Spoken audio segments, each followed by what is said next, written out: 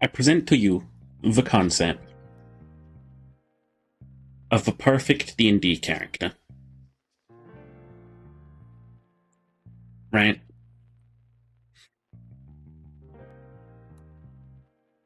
We'll even title this.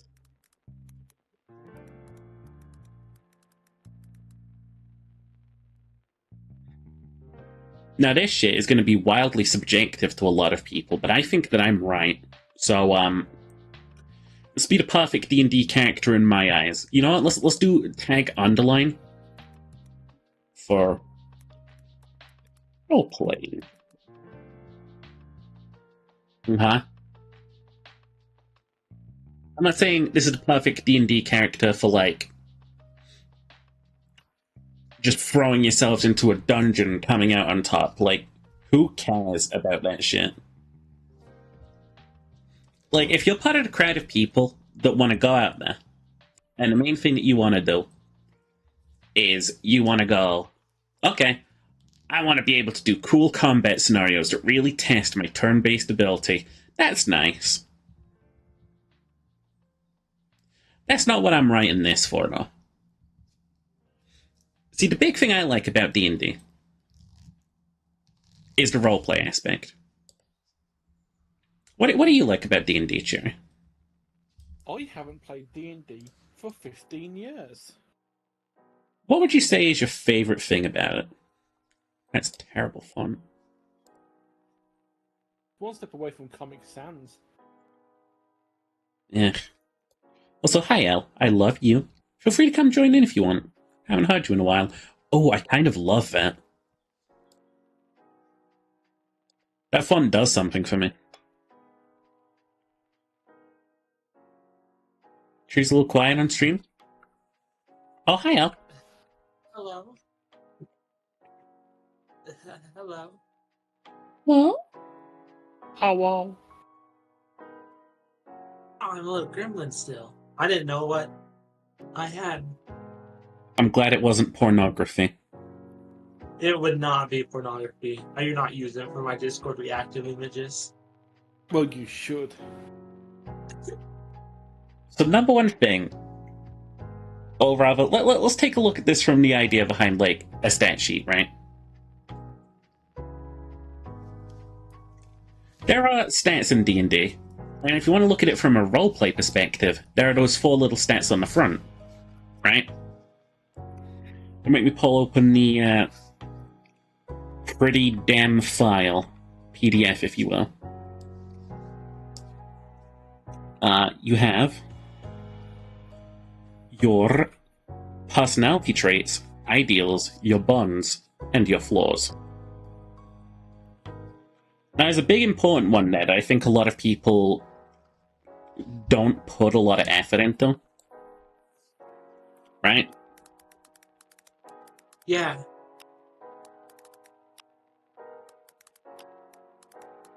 Flaws is the big one, right? And it's the one that I'm going to move on to first here in this little like discussion that I think I've just sort of queued up on having tonight. Right? We use this template. That's great. Now, the problem with flaws in my eyes, when people like view them in this case of, oh, my character needs flaws. Boom, we did it. That's my flaw. Batman. The Batman. No, I feel like people don't take the idea of flaws too serious. Because there's a couple scenarios I see with flaws, right? You got the classic rogue, right? Whose flaws is they don't trust. You know? Yeah. And that shit is like, they're constantly at people's hard backs and they're being... living on the streets.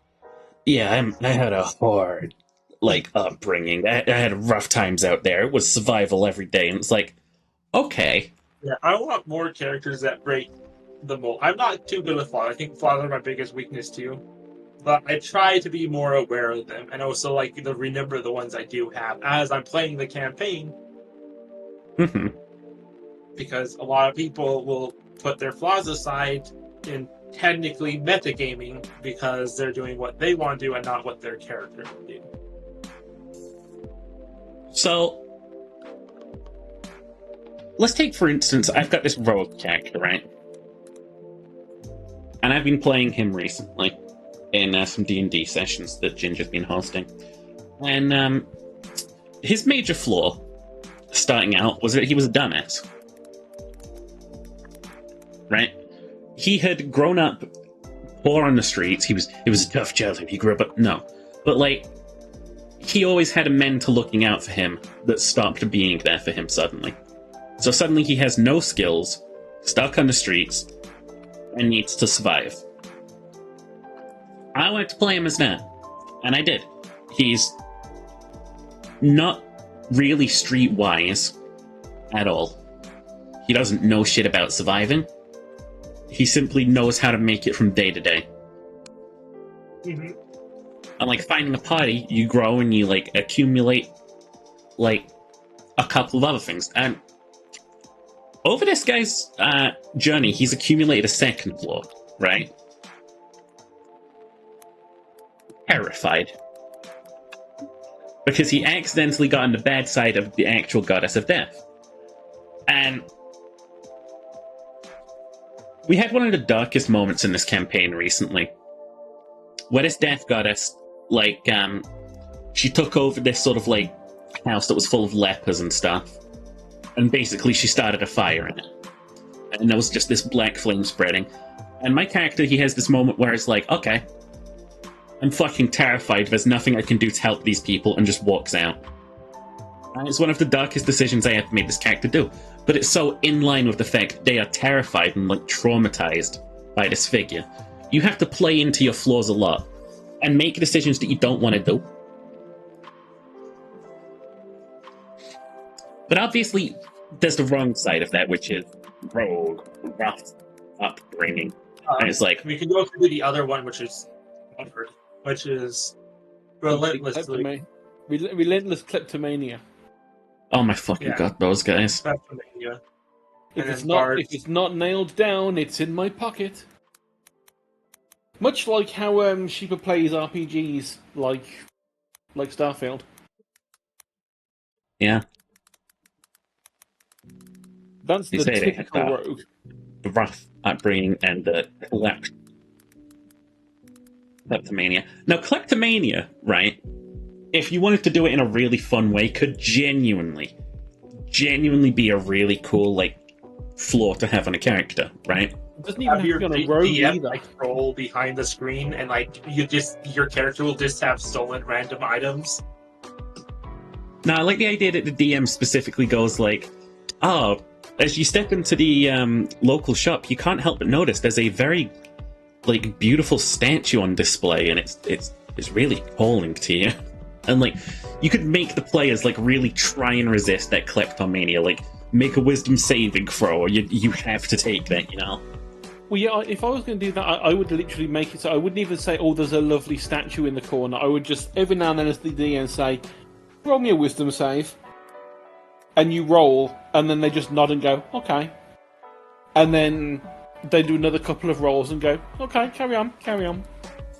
And then they just sort of like keep it all behind until something happens and they're like, okay. They just noticed your hand in their pocket. What are you doing? So or at the end of the session, by the way, you now have an extra 10 gold coins, a feather, and a small bag of stones for some reason. You just sort of took them. Yeah, like, subconsciously, like, picking shit up. That's great. I mean, it's kind of a mix of kleptomania and alien hand syndrome, where you don't actually know what you're doing. But you're so ingrained in your head to steal these things that you just do it without even thinking. Anyone watching tonight, by the way, feel free to steal any of these ideas. Mm-hmm. I might make a separate slide here just for, like, whack-ass ideas. And the thing is, like I say, it doesn't necessarily have to be a rogue that has this. It could just be that, you know, for some, you know, someone's thank you for the 10-month subscription. I love you. But like, maybe there's a paladin who's desperately trying to be a paladin to get away from the fact that they keep trying to steal. and they're hoping. Yeah, the like if they gods turn can to help. like a god and stuff, they're like, please, I want to stop Yeah, please. stealing. Yeah, please help me. I'm trying to be the best person I can be, but I keep ending up with things. Help me. Yeah. And so they're trying to be the best paladin they can, whilst at the same time their hand is like, yeah, but purse. Oh yeah, you can do a lot of things with Paladin. I think. Are we allowed to talk about Baldur's Gate 3? Like, not Oh, so yeah, much sure. minor spoilers. I'm not going to like spoil It's anything. been out for like 2 months now, right? 3 months. About 2 weeks. But the Dark Urge is an exceptionally good example of this, and how someone has said the Dark Urge is basically the canon have your custom PC, which you may know what the Dark Urge is, you may not. But I think it's really good because you can customize it and pick any class. I think a Paladin Dark Urge is especially interesting. What do you do as a Paladin when you have like this Dark Urge to kill? Yeah. It's like paladins have some of the best stories in D&D because it is really easy to lose your connection with like your gods by breaking a single ideal. Mhm. Like you have to have some of the best restraint as a paladin. So we're gonna say some of the do's with flaws, right? Accurately and concisely describe what it is that holds your character back from being their ideal self. Because here's the thing, right? And this is worth thinking about. If you're rogue, again, going back to the rogue as an example, because they're usually the biggest assholes. If your rogue is just a character that goes around stealing, murdering, and just fucking doing whatever they want, is it really a flaw to their character at that point? Or is it just part of their fucking character? Yeah, that's I'm that's of the personality belief trait that at that point. At that point, the flaw would be sometimes I actually care about who I kill, yeah, and I have slight remorse occasionally after I murder someone. That would be the flaw at that point. Mhm. Now, I think it's another really good idea to write down here. Something that you want to do with your flaws. Remember to work within the party, even if an option doesn't present itself. So say that you have like the dark urge to kill, right? And you're in the party, right? You don't want to be the guy who's like, okay, I'm gonna start like PvPing right now. Like, no, you want to be like, you want to get in character and you want to maybe like confide with the team, like, hey, I have these dark urges in my head and I need to like do something about them. And like maybe they'll be like, okay, we can help you find like a healer or something, or like maybe until then we can help you find like something to hunt in this local forest. You know? Mhm. If you keep your flaws from the party, that's fine. But if you like use your flaws to just say like, oh, I'm in character, I'm using all of my flaws, it doesn't really help if you're still just like hurting party members for like no good reason. Yeah. Like, real crisis doesn't get solved in real life by someone being a dick and then like continuing to be a dick. Like, if your flaw causes you to like cause conflict with a party member, take that opportunity in character to sit down and talk to a party member about it. You don't, I'm gonna say it again, you don't have to like admit anything about your character's traits, but you can still have a conversation in character that like helps clear some stuff up. Mhm. The biggest thing is flaws are not an excuse to like PvP. Flaws aren't an excuse to PvP, and they're also not an excuse to get away with just the most dickish stuff you could do. Unless Yeah, of like course chaotic it's- stupid or lawful stupid. Those are like two of my least favorite things. Unless the campaign is especially meant for like, murder hoboing or something like that beforehand, generally it's not cool to be that party member. Yeah. Unless you like you specifically discussed it with one person, and both Oh, of you yeah. have the flaw that you don't like each other. And then Yeah, you could be okay, like really that's good, built- fun rivals. It's like built into the party Yeah. dynamic that you are both you. You don't like each other, but you understand we need to put up with each other. But occasionally things might boil to the surface, and you have a bit of a fist fight. Yeah.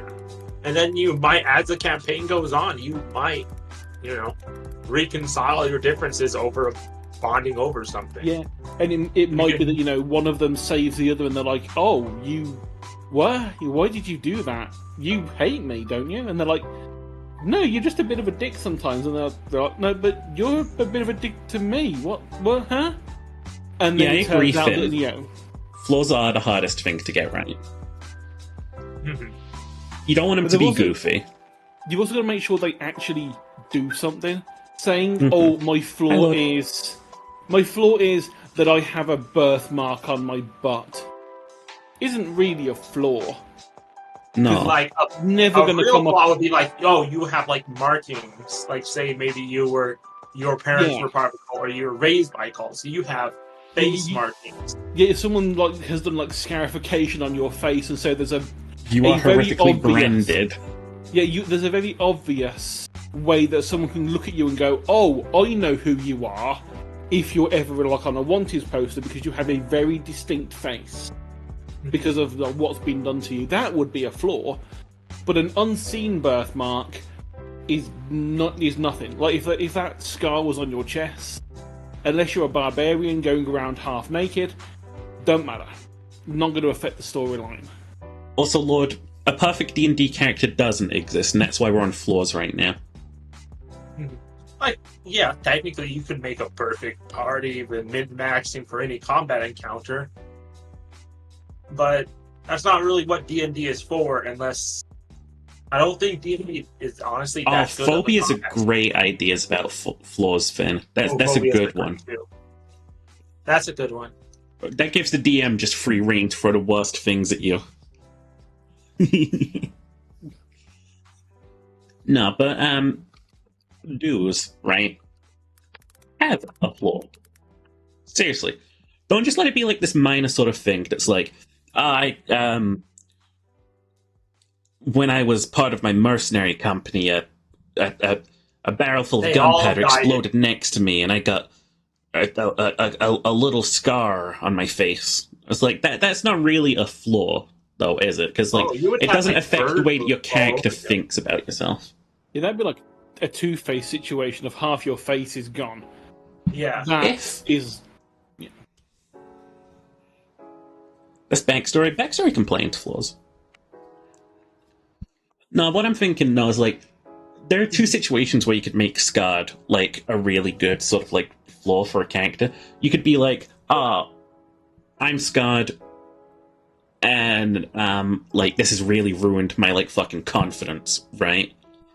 And I think less of myself, even though it's not like a thing. Like maybe your character was really like openly like proud of their beauty before. Maybe they were like a prince fighting on the front lines, and they got like one little scar on their face, and now they think they're hideous or something. What if they were the beautiful bard and they suddenly get a scar across their face? And Yeah, it's just like, they might it's need to, over like, for wear me. a It's mask. over for me. Just find a map. Yeah, their entire confidence is now shaken because, as far as they thought, everyone only came for the beauty, not for the storytelling or the music or the singing or whatever it is that they do as their performance. Speaking of bards, you want me to hold off? Because I do actually have a bard character I would like to talk about, but I can hold off for a later section if you want. I rolled Yeah, to we have can- we- sex with the dragon. We can get to the end of flaws first, I think. Yeah, okay.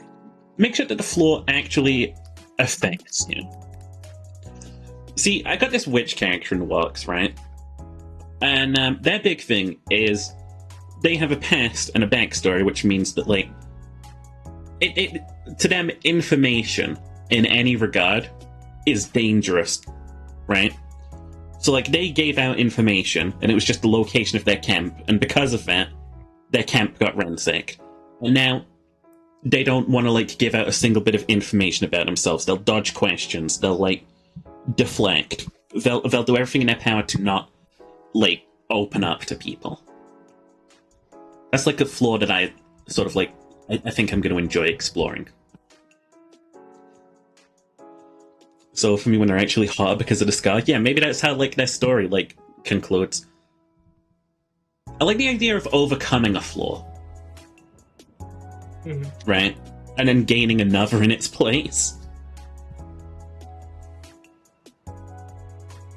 It could end up Horrible being burn that, causes irrational fear of fire. Yeah, that works. it could end up being that it's not so much that they're hotter because of the scar, but they become more well known because they're like, oh, have you heard the scarred bard? Discarded bird. The scarred bard. And it's like it becomes a way for like if you see this bard walking through town with a scar, you're like, oh my god, it's them. We've heard about them. They're really good. And it becomes news of them spreads further than if they had never got that scar and they were just, oh, this is another bard. Which one is it this week? I think that's another thing. So basically, how I think flaws should be used is that you need them to like you need to not ignore your flaws, but also don't let your flaws like ruin the fun for everyone else. You know? Yeah, there's a fine line that you got to get between which is like, I'm an incredibly flawed character. Look at me, haha. Or like, I'm a flawed character. Look at the mark on my face. Anyway, back to being a great hero. It's like flaws lie in the middle. And nice, when you think about like scars, just taking that for the example since we're already on it, that's going to, depending on who your character is, it might not even be the warrior is going to see that as a mark of pride. I went in a battle, I had a massive fight, and I survived. And look at my scar; it's beautiful, isn't it? Whereas, the aristocrat mage is going to be like, yeah, the aristocrat mage is going to be like, oh my god, my perfect skin, how many, and that could be, they always wear a hooded robe because they want to hide it, and so no one they don't like showing their face to people because of it. So let's talk about the adventure in general, real quick, as a side tangent, right? So when you set out on the adventure as the party, and this is something that Finn's mentioning right now, they're meant to enhance storytelling, right? You have point A to point B, right? Like you're in, let's say, Heaven, right? And over here is Dead Dragon, right? Now the point is, in between here and here, yeah, sure. That's just a straight line if you want. That's just a dungeon that you can walk through and kill all of the slimes and stuff. When it comes to the character, though, right here is where you have Fear of Fire. Like, oh, the entrance to the Dragon's Lair is a fucking volcano. I cannot go in here. I can't go up here. How do I come across this? How do I get through this? This is how a good flaw will affect the narrative. Or like maybe you've got Tavern, Dead Dragon, and you're dealing with the fact that one of the party members, I don't know, is a kleptomaniac again. Along the way. So maybe you don't even like leave the town before like kleptomania becomes a problem. And you're just like suddenly thrown in jail by guards and stuff, and you have to work through that with the law. Yeah. Laws, to me, are one of the most important things you can have in D&D.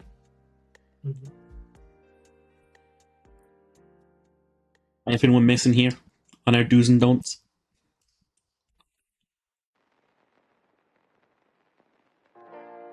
You can develop flaws, or you can develop flaws. There should be a way for your character, like, oh, you have a near-death experience with, say, a certain enemy type, or maybe repeatedly. I don't know. It is how you want to do it. You don't need to, but you can.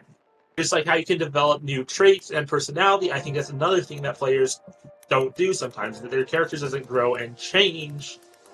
And growth is not always for the better. Change is not always for the better. Yeah.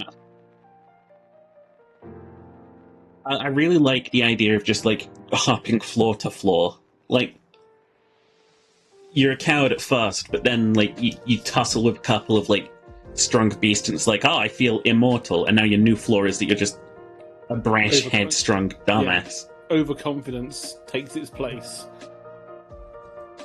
And then maybe your next flaw is mortally wounded. Yeah, that's my thing for flaws. I genuinely think that's the most important thing that you need to get right when you're making a character. Every part of your character sheet should be updating throughout the campaign. It should. Be losing and gaining flaws, among other things. Yeah, my character from when I started this most recent session is completely different. So that's how I think about flaws. Right? Buns, I think, are a bit more tricky for me. And buns are very tricky for DMs, players, and just sort of everyone, I feel like. Yes. I think bonds are the ones I do the least. Like, flaws are hard to get right, but bonds are... besides... I think actually bonds would actually be a good time to bring up my character. My character, I use her name repeatedly in games, but the original Anlith is a half-aquatic female bard. But her bardic inspiration is not typically music. It is archaeology, ancient stones, ruins. That's the stuff that she is into. A bit antisocial. She's ace because, frankly, I just wanted to eliminate any chance that my bard could be mistaken as horny, or people trying to be my bard. And her backstory is that she's from a seaside human town that is next to ocean elves and that are living underneath the water. And they're not at war, they're not outright hostile towards each other, there's some tension, and she's obviously, felt a bit different no matter where she was, but she didn't have an unhappy childhood. But she is from a really small town and not a lot of socialization. Her town mostly is just fishing, the small boats, not very big population at all, so she's not really a social butterfly, unlike most bards. She is more reclusive, antisocial, introverted. That's a really good trait to give a bard. Introverted. Maybe you like singing, maybe you like making music, but maybe you get really shy about making it in front of people. Mm-hmm. That's a great idea.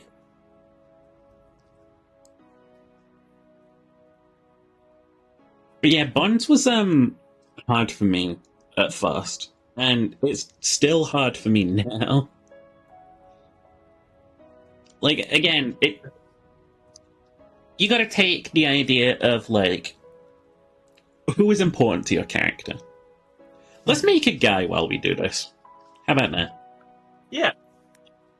Right. Here's I think another thing is that what stops players is that players and DMs need to communicate over it, because you need to know where you can put your character, what town your character can come from, or if you can make your own town and place it on the DM's map. But it can be hard for players and DMs to communicate. This is Guy Fawkes Man, dude. Of all of them, Bronze is the one that is really not going to affect you much unless the DMs... Unless you and the DM have spoken. Unless the DM you or the oh, DM. Yes.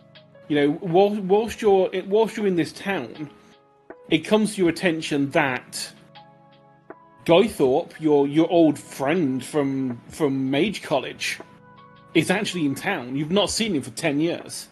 What do you want to do? At which point you can then decide, do you want to do that? And it could be that the DM could build that character into the story so that, your character has more of a stake in it, rather than just being, oh, well, some random bloke told me to kill a dragon. It's well, actually, no. The person that came to tell you about this dragon was actually someone that you know. Mm-hmm. Yeah. It's very sort of for example, will send, either by herself or through a career, will send money back to her village, because it's, a fairly poor village, and she's making more money than she would doing adventuring archaeology and exploration and bringing back artifacts, because she works for a museum. I mean, the character that I was, I was doing a bard as well. Talking to Sheeper about it earlier, trying to work out what the hell's going on about it. But the original idea was that it was a bard artificer that was from the circus, and Yeah. their major bond is they love their family at the circus, even though none of them are related. The Tight-knit character had community. been born. Yeah, Yeah, the greatest.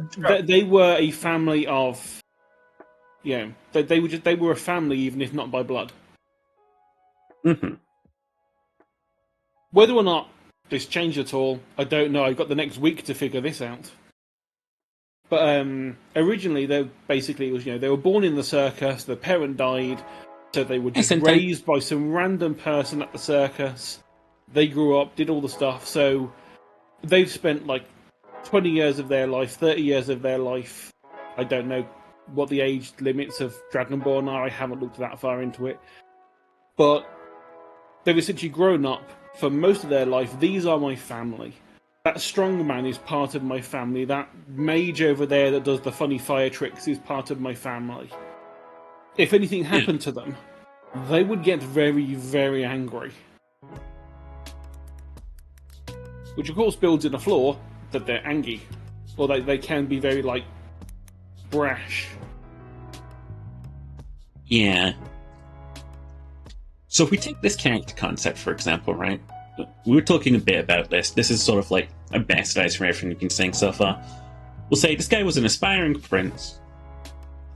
He led the army against a great threat, but he became wounded in battle, which made him lose his confidence in himself. Now, as a prince, he would have, obviously, bonds with his families. Lopner, thank you for the 2 months subscribe, please. Welcome on in.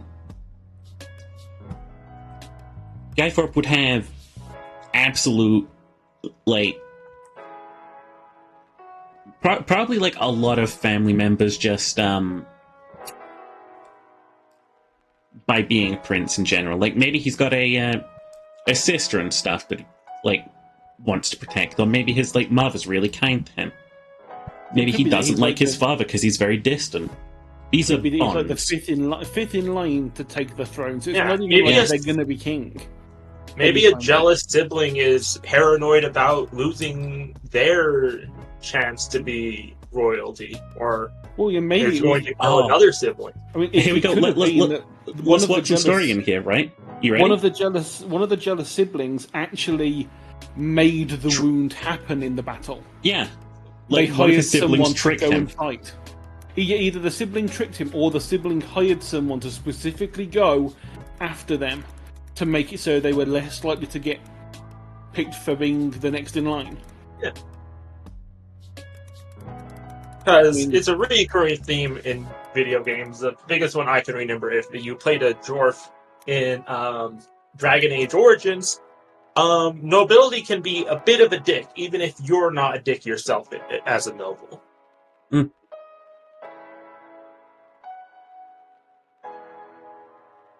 So now we've got a bond in the fact that we've got other princes and stuff here. Or maybe you have more of a servant that became more of a friend than just a distant employee, someone you actually bonded with in your free time because you're stuck in a noble's house and with not much else to do. Yeah. So you talk with one of your people about how is it not being a noble? How's it on down below? Maybe a guy thought after he's wounded, he goes and studies books instead, scribery, staying away from the front lines, and when he's there, maybe he gets a mentor who convinces him to go out and venture the world. Mm-hmm. It's if you don't have the confidence in your sword anymore, why don't you sharpen your wit?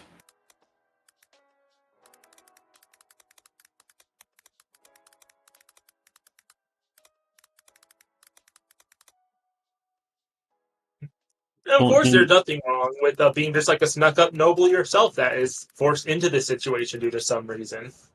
Yeah. You could just be sucky. You could be a rich asshole who's where are my servants? We go and have a bond. There's also the sort of trope that I've seen a few times. It's kind of similar to the, oh, what if you have a friend, a servant you have like you're a bit of a friend with. That there's the, you're a noble and you kind of just meet a random, like you've snuck out of the palace because you're a bit of a troublemaker. So you've snuck out the palace, you've gone out into the town, and you just happen to have found someone who's around your age. You've spoken to them, you kind of have some fun.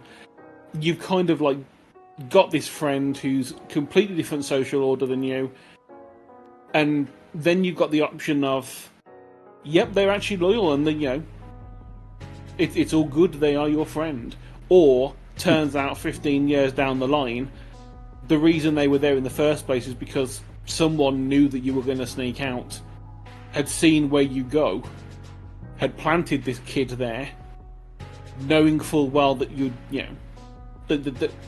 get along with them, and then they've been like smuggling either trinkets out of the palace for 10 years, or they've been smuggling information that you've let slip, and suddenly you've got a massive betrayal on your hands of this person. That's a huge fucking friend. character arc. It's like this person who you've known for 15 years of your life and you've shared things with constantly, suddenly you realise was never your friend to begin with. Here's another thing that we need to consider when it comes to character growth throughout something. When something like that happens, is your character, like, steadfast? Like, they can continue maintaining who they are because they think they're a good person, or does this, like, break them? Like, does this, like, cause a fucking flaw in the character where they can't trust anyone anymore? Or is this like, well, this is terrible, but even if you've let me down, I know that you're not like all of my other friends who will see us through the rest of this adventure. Yeah, and again, it could well be that, even though it was a betrayal at first, they actually did become your friend, and they've been, like, spending years being threatened by the original person that planted them, saying, if you ever tell them, I'm going to murder your family. And so they've had to keep up this, pretend to keep up the friendship, even though to them it is a friendship, but not say, look, I've got to confess to you, people have been stealing stuff through me from your place. That reminded me of something. You can have bonds between player characters. If you communicate with, say, the other player and the DM, you could have characters that have before the party even came together. That's true, yes. Yeah.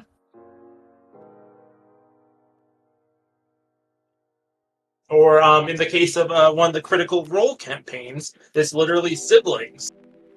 There's two siblings. What are some of the big do's for bonds?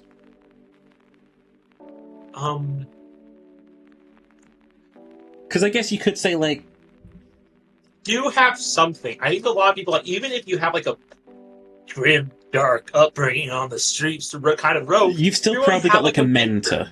You'll only run into the Thieves Guild, either join them or more players need to coordinate character creation with each other. Honestly, like me and Cherry and me. Hey, Cherry. Hey. Basically, Sheepa has a character, and we're going to be making my character around his. No. Basically, I'm the ditto that's going to be squashed around. You give me 10 billion gold. You could have like the one constable or sheriff that like has it out for you. Yes, it doesn't have to be a positive bond. It could be an enemy. It could be a rival. It could be a pet. It doesn't necessarily have to be a person. Oh yes. Pets are great. I wish more pets and familiars. Yeah, it could be. I mean, not even like as a familiar. Like you could be. You've had that rough upbringing as the rogue, and it's basically you know how you have homeless people that that take in homeless dogs as well, and they will be together and they will look after each other. It could be that kind of bond.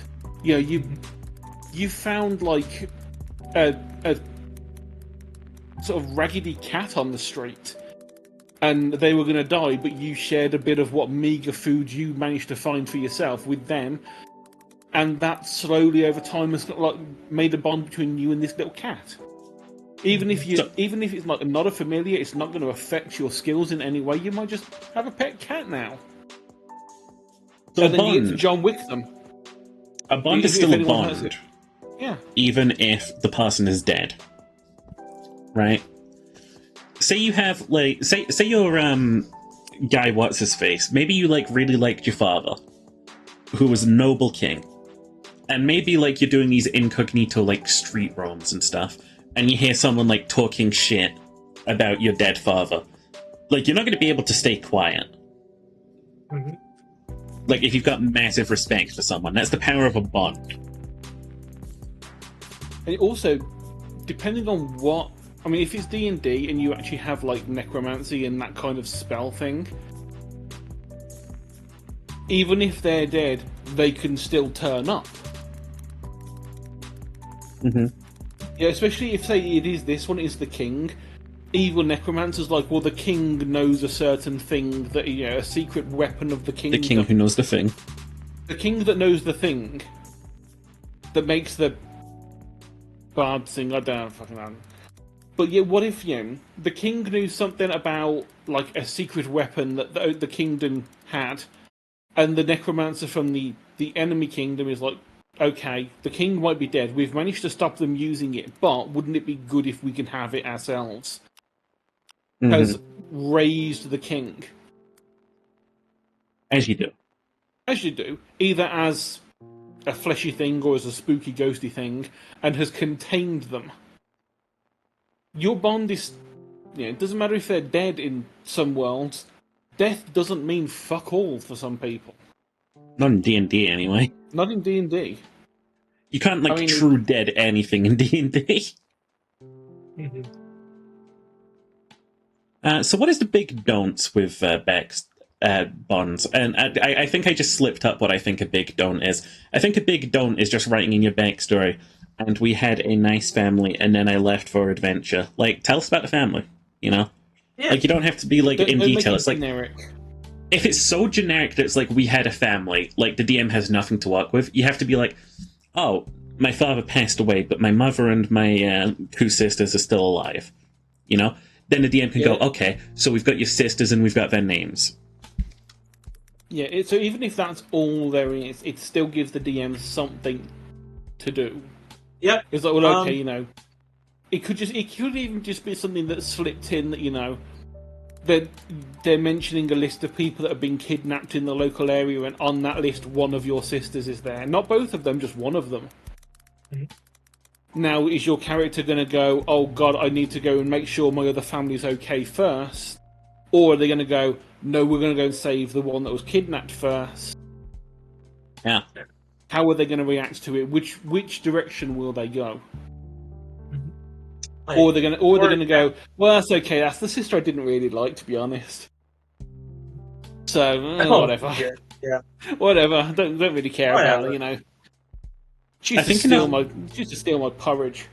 I think another big don't for me is, like, if you are going to kill off, like, a character in your backstory, like, oh, I had this really good upbringing because my mentor taught me so much and then passed away, make sure that they left you, like, a lesson so that their bond means something to you as opposed to just, like, something for you to mope about on occasion, you know?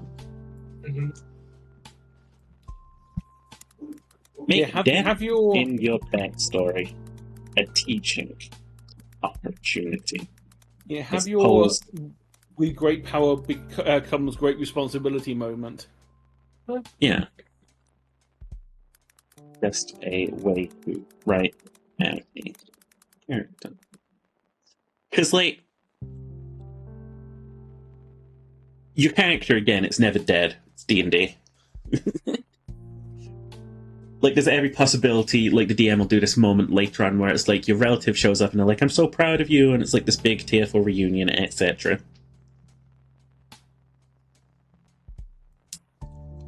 But yeah, I think it's important that you, like, everyone has bonds. Every single type of character I can think of. Like, maybe you're a wizard in, like, a wizard college. Maybe you, like, make some friends with a lot of the people there. Or, like, maybe you, like, start talking to fucking spirits. As I say, even like the stereotypical wizard in the tower has a familiar, which is a Yeah. bond. Oh yeah, and if you throw fantasy elements in, you can do a lot. Remember, it's fantasy. You can do, yeah, general ones are good too, because you can still get good lessons out of them. But if you want to explore more, there's fantasy. You can include stuff like vampires, werefolk, um, raids, dragons. Imagine if you were a vampire and you don't have. You had a bond to someone that died 200 years ago. Does that bond carry over to you wanting to look after their family as well? So they might that'd have be a great fucking character, Cheery. So they have like a great grandchild who might not even know that they're related to this person that you knew. How are you going to act to that child? Are you going to be like, oh yeah, I've been around for a few hundred years. I knew you like your great granddaddy. Do you want to hear some stories? Yeah, It could be like vampire. That could apply to like any long-lived race. Dwarf, Oh yeah, elves. It is actually a big thing that is talked about a lot in some D&D novels. Is like the difference in aging. Like if an elf and human fall in love together, it's very short time for the elf. it's okay. The elf just goes into a bit of a mildly depressive funk and then loses her grace and gives it to a hobbit. Okay. So, we can talk about ideals. These are also kind of tricky. These are what you, like, strive towards, right? These are the ways that you view things. Like, if you're a lawful good character and you believe that every situation can be, like, talked out of violence or something, you know? That's an ideal. Yeah. Don't let your it's okay if ideals occasionally become kind of like flaws, but don't let it be like, don't be lawful stupid. Don't be like more chaotic stupid, or don't be stupid in a way like if you're lawful good but you're getting tricked by like say a corrupt government person, you are allowed to call that out. Yeah. You're allowed to say, hey, you're using the law that protects us unfairly. Not shrug your shoulders and, well, it means doing it by the rules, I guess. I mean, it can also be just like personal ideals of like you're someone that's like, I don't know so much about like how you'd be playing as a merchant, but like what if your ideal is, you know, that there's no deal, you can't haggle, and no matter when there's any kind of like anything involving the exchange of money, whether it be rewards, whether it be shopping, whatever, your character's always like, well, actually, yeah, that's a nice offer, but we are about to risk our lives for you. Maybe up that a little. And they're always like trying to get the most out of any situation because they're a merchant, and it's just how their ideals are. Yeah. Like, ideals can come in negative. Like, if Anlith doesn't really know someone or care about someone, they would rather save like a bunch of priceless artifacts than a single other person.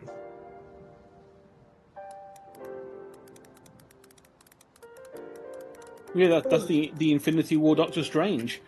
I would he would happily let Iron Man and Spider-Man die if it would save the Time Stone at the start of the film.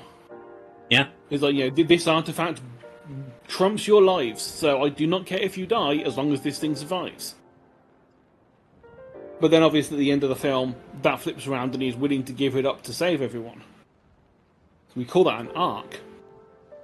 So ideals aren't something I'd say are like the biggest thing that you have to play into all the time, right? Just because I like believe in utopia doesn't mean that I have to go around picking up every piece of like plastic off the street that I see, you know? Yeah. You have to have it tempered by realism. Like, you don't have to have it tempered by realism, actually. You could have your character be young and starry-eyed and kind of blind to, like, the reality of the world. But in general, your character is going to probably not be that young and inexperienced. But who knows? It is how you make your character. But they're basically like ideals are more like guidelines about your general behavior than, unless you're doing like what Finn said, the paladin trap of the I am this. I will never I waver have to from beat this my or God path. will smite me. It's like That's why clerics are better. I will never turn my eye against someone in need. It's like when you say someone in need, the bad guy needs something. What are you going to do now? Oh. Someone's in need, but evil. Paladin And explodes. And I think because of how it works in Fantasyland, you could, like, in your background, this is something that has to be discussed with the D&D beforehand, but you are like a child or like related slightly to a god or goddess. So you're going to embody a lot of their ideals and flaws, or some of them. Mm-hmm. I'm Sheeper. Hi, Sleepy. Yeah. Ideals, they're pretty simplistic. Like, if you have a good idea of what your character wants to do, then you have your ideal set out. Like, if your character wants to, like, travel the world studying, maybe your character's ideal is, I think knowledge should be available to everyone, and they should all have the opportunity to learn what I have. You know? That doesn't mean your character walks into, like, a library that's, like, locked off to the general public and, like, starts throwing the books out the window. Hey, General. Ideals aren't low. Tying them into flaws makes some real spicy characters. True. Like, if your ideal is, like... Oh, fuck, I can't. My brain's not good enough for tying them in right now. But the best character is where all of these sorts of things, like, come together. Honestly, we could go back to that thing from earlier, that the paladin that was a kleptomaniac, who just... His ideals are, he wants to be better, he wants to start, he wants to become a paladin, he wants to, do the good thing in life, but in the back of his head he always has to be careful of what his hand is picking up because he can't control it. Yeah. I love that. I'm not saying you can't have a paladin who's the literally embodiment of their virtue they preach, but you could have a paladin that is trying to make up for their guilt of their past. Or even worse, maybe they're doing it for survival. Like maybe it was, okay, you're going to be executed for your crimes, but your like paladin mentor is basically there, and he's like offers you like you're going to be part of our order, or we're just going to let them execute you, or other things. It is My brain is smart the way thinking a that lot they right now. set these things up. Like, personality trait is, like, so basic, right? Personality trait, I'm very confident with sword, you know? Like, I'm heroic, I'll charge in there. Like, it's such a basic, like, flaw. You know what I think is also a really good, like, way of building a character?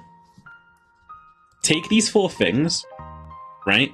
Rearrange them in any order you want, and build the character up from the start to the finish, every single way, the same way. Like, what are their ideals first and foremost? Well, they want to bring knowledge to the world. And then you, like, get down to flaws, and it's like, So then you go like, okay, what if we start with flaws? Okay, their flaw is they have massive anxiety around people, you know? And their ideals are that they want to bring knowledge to the world. And, like, you can slowly start building characters around, like, viewing them from different places. Okay, I'll back out here because I'm not really sure, like, what kind of bonds this person would have. What kind of, like, ideals would they have, etc. Yeah, I don't think we need to write a tab for, like, personality traits or anything.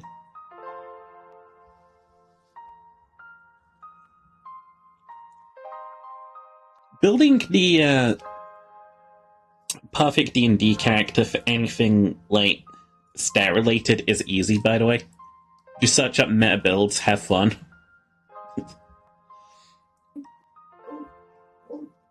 But, like, when it comes to stuff like actually creating, like, something that you're really sort of happy with, and that's what this is really about. This is about creating something that you want to be, like, happy with being able to play. Like, you want to be excited about this character. You want to, like, think about what they're going to do next. You want to, like, catch, like, yourself daydreaming about, like, the D&D that you've set up. You know?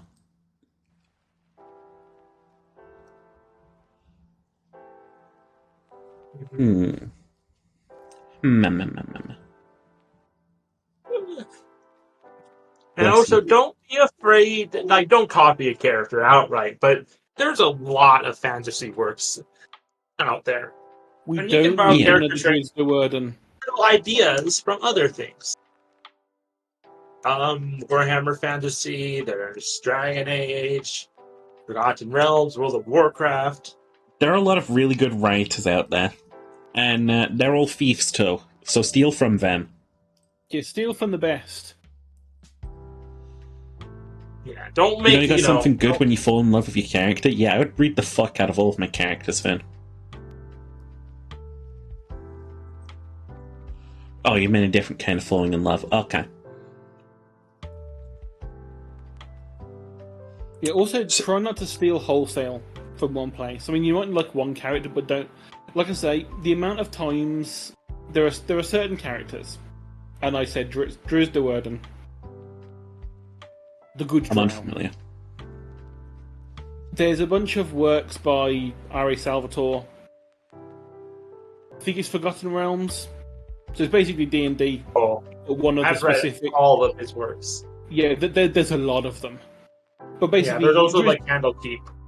Yeah, it's like Drizzt Do'Urden is a drow. He grew up in drow society. Drow society is pretty shit because they're all evil. The men are deemed as basically worthless unless they're either very good fighters or very good mages. And even then, they're still not as like tolerated as the priestesses, the women. Through the course of the first few books, he realizes, hang on, this shit's kind of not nice. And so he decides, I'm going to leave. And he leaves the Underdark, runs away, tries to become good on the surface. Everyone's like, oh my god, it's a drow, murder it, until they come to know there's this one nice drow around.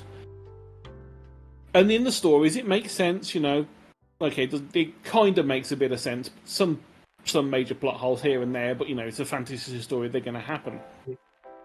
But the problem was, as soon as he became semi-known, anytime there was an option for there to be a drow character, they pretty much were just a complete clone of Drizzt. Yes. They were That's what you want for. They were dual wielding rangers who were really nice, who had an animal companion. It's just like, if you're gonna go with that option of having, a nice drow that escaped society, why don't you choose one of the mages? Because they would have been going through the exact same thing, and they did go along on the same journeys near the start that Drizzt would have gone on. It could have been that they had the exact same realization, and one of the mages escaped, and they would have been slightly better off being mages to get out of these places. They'd have had magical items to help them escape. They could have got to the surface and done the exact same stuff. But everyone that copied the idea just copied Drizzt. Well, have a Lothsworn. Have like a magic item because you're on like some prophecy quest by the fucking your house's lead priestess, your matriarch, and you have a magic item that lets you communicate back and forth. But you're on a Loth quest, you're doing stuff that doesn't really make sense, but you're told to do it anyways, and you can't really not do it. But you're loyal to Loth, Yeah, and well, the magical item you have is one that they stole from the surface, because the whole thing in the lore was drow magic stops working above ground because of sunlight or some nonsense. I want you to remember, This Jet. is great. Drizzt can't fly, but he can fly. When he was underground, he could levitate until he left, and then that kind of stopped happening. Perfectly fine to steal from other pieces of fiction. People have been doing it with Tolkien for years. Yeah, but like I was saying, try not to steal wholesale. Yeah. And just cloning the character. There's nothing It's like wrong if with saying I want to be that drow dual-wielding swordsman, but don't just take from there. Think to yourself other characters that you like, and kind of graft things on. It's like saying, I've decided that I'm going to be a very nimble elf with a bow and arrow. and I'm going to be quite noble and elusive so and a you're little gonna- bit yeah, cocky. and- I'm and it goes Legolas. like- oh yeah, exactly. I mean, you I'm didn't even have to say Legolas. that. You didn't Don't even have be to say the Legolas. name. You didn't have to say the name, and I was like, "Yep, you're talking about Legolas." And I was like, "Oh yeah, yep." Yeah, I was thinking of a different elf. And well, not when Sheepa was talking, but I have another elf on my mind. One of the traits I like about is for elves is Perillian from the Warhammer Fantasy, and I really like her because she's a wood elf. She's very sassy, violent, realistic, but she like deep down cares for her party members. She's just an elf, so she kind of has to distance herself because she feels that she will outlive them all. Mhm. And we There are a lot of what Finn's saying as well about a lot of ideas out there. It's gonna happen if you don't realise it. Case in point, a couple of months back when I did that one drawing about the weird like proto badger thing, and the first thing Al said was, "Have you played New Vegas? Because that looks like one of the mole rat things." And I was like, well, "No, I haven't played New Vegas, but I accidentally got the same basic design." Yeah, Because that now- happens too. happens. There's only so many combinations of things. Eventually, you're gonna stumble across one that someone else has done. That's fine. Just make it your own. yeah, there's a while back, I don't remember what it was, but 2 movies got released with the exact same concept, like 2 months apart. And they had to have been in like production for so long. I remember there was the game one, which was Atomic Heart, and what was the really annoying Forspoken, Yeah. where it was both to do with having a wrist thing that could speak to you that turned out to be the bad guy, and there was like loads of steps in the story that seemed like they were copied from each other, but they were in development at the same time across the world from each other. When it comes to fantasy, the scope is like really wide. Well, Ants and a Bug Life is definitely one, but I think one was actually kind of like leaked, and the other studio was like, "That sounds like a good idea. Let's start working on our own version." And that was actually kind of like not so much by accident in that one, I don't think. You can do a lot of fantasy, and you will end up like stepping on some other author's toes here and there. As long as you don't like step on their toes and like peek over their fucking like shoulders and like look at what they're writing and like start writing it, like you'll be good. As long as you make a character, instead of like taking one and being like, "I love this character, I want to play them," you know, you'll be fine. Unless it's like this specifically the campaign is you're planning on doing that. Yeah, Yeah. there is nothing wrong if your DM is like, "I want to do a Lord of the Rings campaign," and like a what if Lord of the Rings campaign, as in, you're the same characters, but you've chosen different options along the way.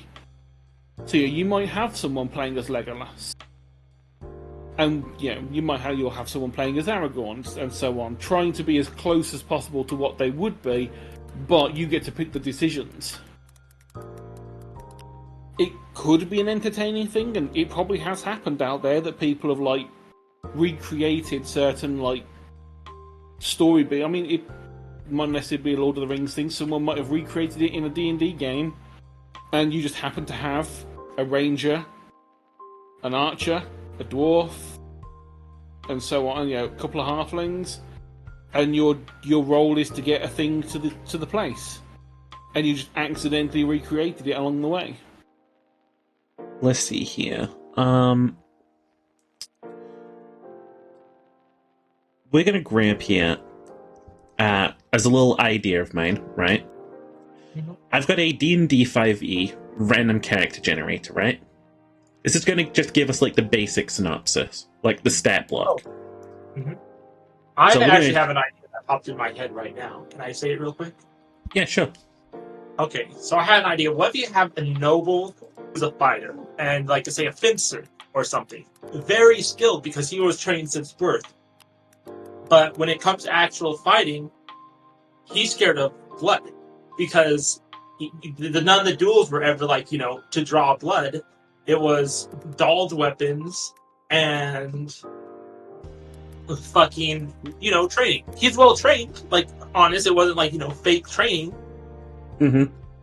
He just wasn't ready for, like, when he actually, like, ran through, like, a goblin, and then blood started coming out and, like, dying.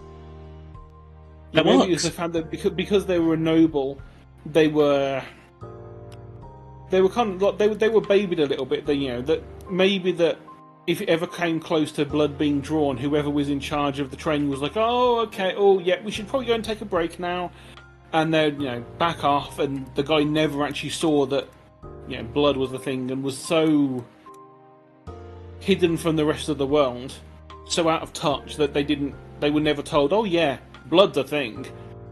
It was treated more as like by a sword. Yeah, it was a sport, not a casual competition. Yeah, and as soon as he gets given a sharp sword and doesn't realise what the effect of that is going to be, oh god, there's blood everywhere. I didn't expect this. Okay, so we got a human noble fighter type fencer.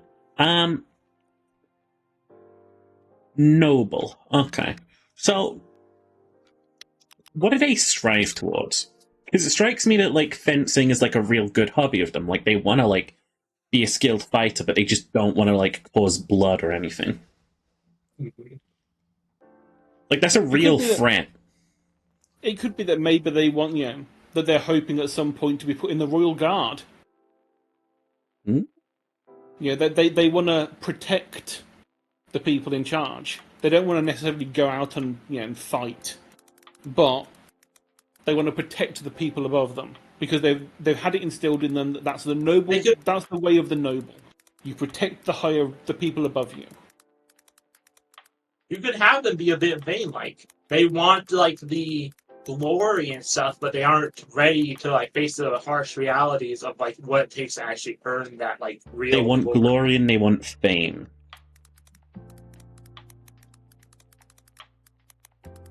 So they're a fame-seeking noble. Maybe that's why they took up the sport of the fencing thing as well. Oh yeah, is that they wanted the glory in the arena of the "I have won the fencing duel," because that wouldn't have affected them. Because chances are there's no blood will rarely be drawn on those sorts of things in the way it was set up for the for the nobles. Yeah, because they all have like, their fencing helmets and they've all got like, the proper armor and all this like protective gear. They were never it's basically you got poked in the chest, but the fencing swords are bendy. There's no blood drawn. You're fine. And they I'm going to give them a second flaw. Okay. They are blind to the lives of the lower class. Like they just think that if they go parading through the streets as like a captain of the guards, which is like their ideal hobby one day. Not hobby. This is what they want out of life. They want to be like this royal guard. And they think that if they go like marching through the streets, they'll have like cheers, and the peasant women will all like curtsy and stuff as he passes on his horse in his shiny armor. You assume like they will act like he acts to that. And I can imagine him like walking through the streets and getting like a rotten apple just thrown at him. And he thinks it's blood. Oh no. He assumes that what will end up happening is that they will see him how he sees his higher ups. He sees the higher ups for him as with glory, and it's like, my god, they're above me, they're amazing. He assumes the peasantry will do that to him, and that is not the case whatsoever. So I'm going to say Bonds. He probably has a father he wishes to impress. Peers. I imagine he's got plenty of peers. Yeah, his peers from like the fencing. Would it be like a guild or like a group? It'd probably be like one of those clubs. Yeah, it's it's a country club. That makes sense. But there's going to be the option of like siblings. There's going to be options of other noble sons or other nobles' daughters. It could be, since he's not a prince, maybe he is at birth assigned to a noble higher than him, and that's why Mhm. he is training. But maybe the Yeah, noble hasn't been born yet, or it's just born, so he has some free time to actually, earn his marks and stripes. depending on sort of like the fantasy setting it's in, nobles tended to have the whole thing of oh, by the way, we found you a future wife. She's coming to visit. Yeah, we could say that he's betrothed, so he's trying to Yeah, trying maybe his to make wife is going to be on a long voyage over, and it's going to take a year. So he's trying to train to become a glorious noble knight before then. Yeah, maybe that's another. Yeah, maybe he started thinking about joining the royal guard for protecting the higher ups. And you And could do as so time goes much on, with arranged marriage. Like, how is their culture, especially if they're from a foreign land? They could be even of a different race. There's a lot of reasons why nobles can have arranged marriages, and you can do a lot with that. You don't even This have to do it character is now. already Could be so good. dense with possibility. Could be Even political. Finn's got some ideas. Story beat to be made here: kills a peasant in a fight, sees them bleed, triggers fear, maybe makes them think about the lives of commoners. You can do so much with this character already. It's great. Yeah. I was going to say, depending on what happens with the things, maybe they started wanting to do the protect the higher ups for the royal guard thing, and then after they get betrothed and they come over here, something happens. He sees his future wife in trouble, and maybe he's like, you know what?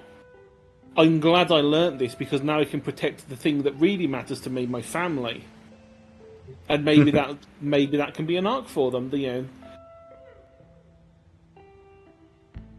They believe in the noble upper class type lifestyle. They believe in social order, and structure.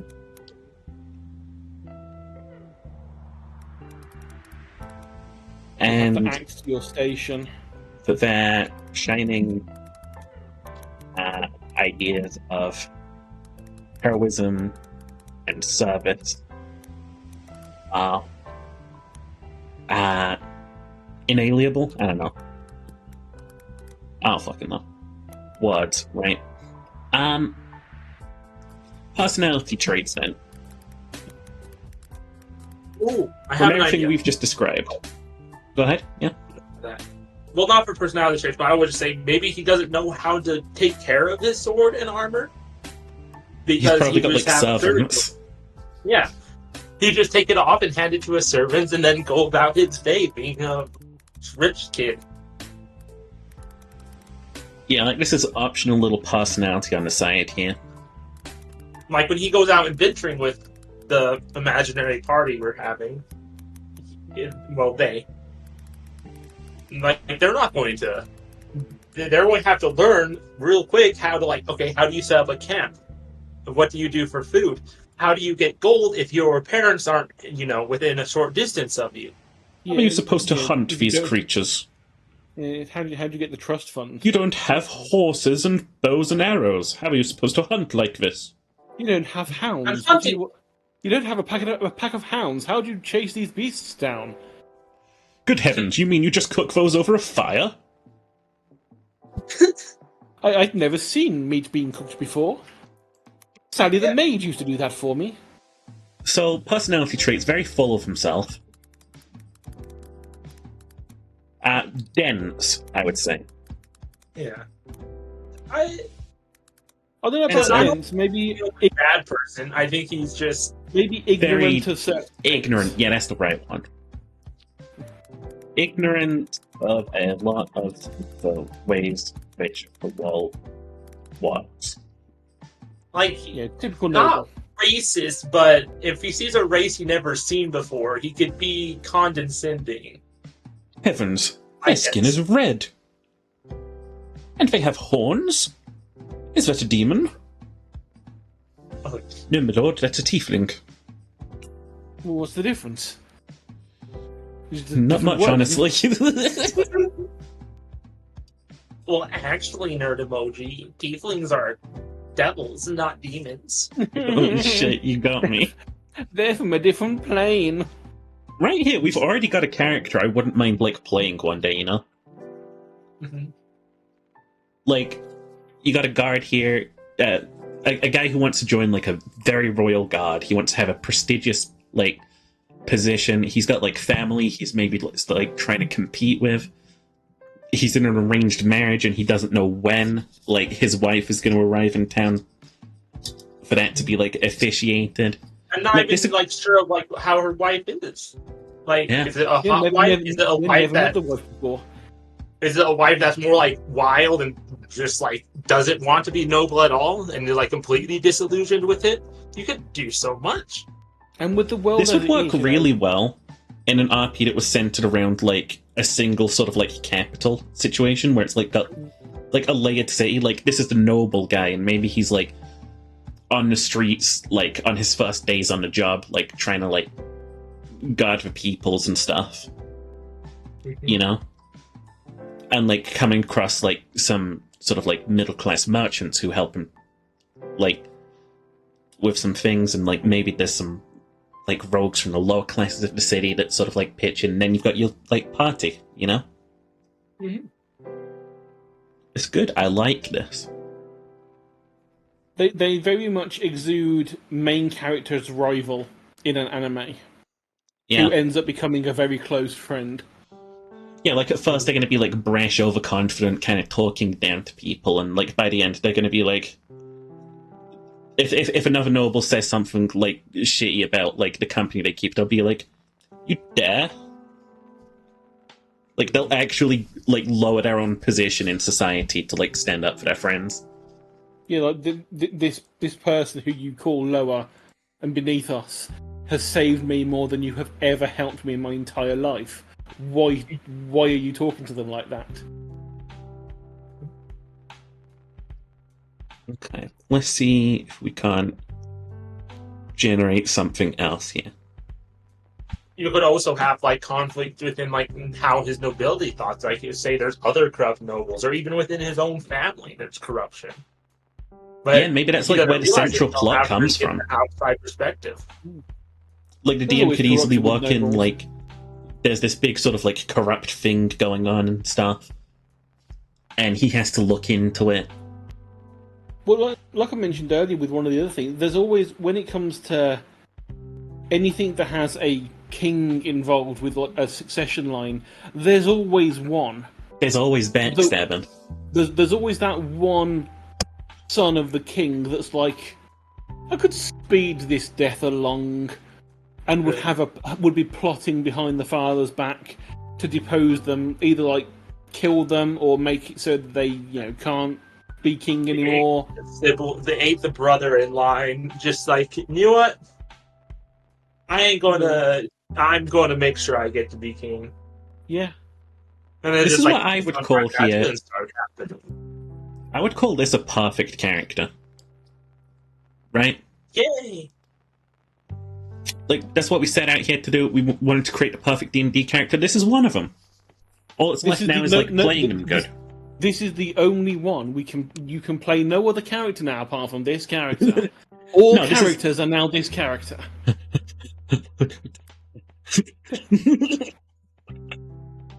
There we go. This is the perfect character. No, it's a perfect character.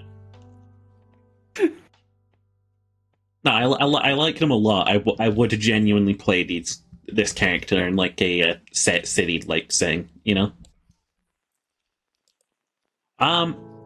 Again, I think doing these characters is a good sort of like exercise in seeing how this system of like building up characters works. Talking of you two, it's making some great ideas too. Hell, we could all like throw in one of our existing characters and see if maybe we can build on that farther. Bold to assume I can remember most of my characters apart from one that would not fit into D&D whatsoever.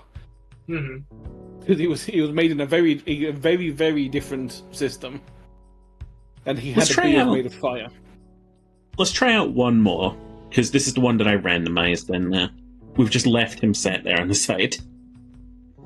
This is Ghost Egg Evenwood. Okay. They are a half-orc. Who always gets forgotten and left at the side. Ranger. Fey Wanderer. shipwright. And that feels like a lot. That's good.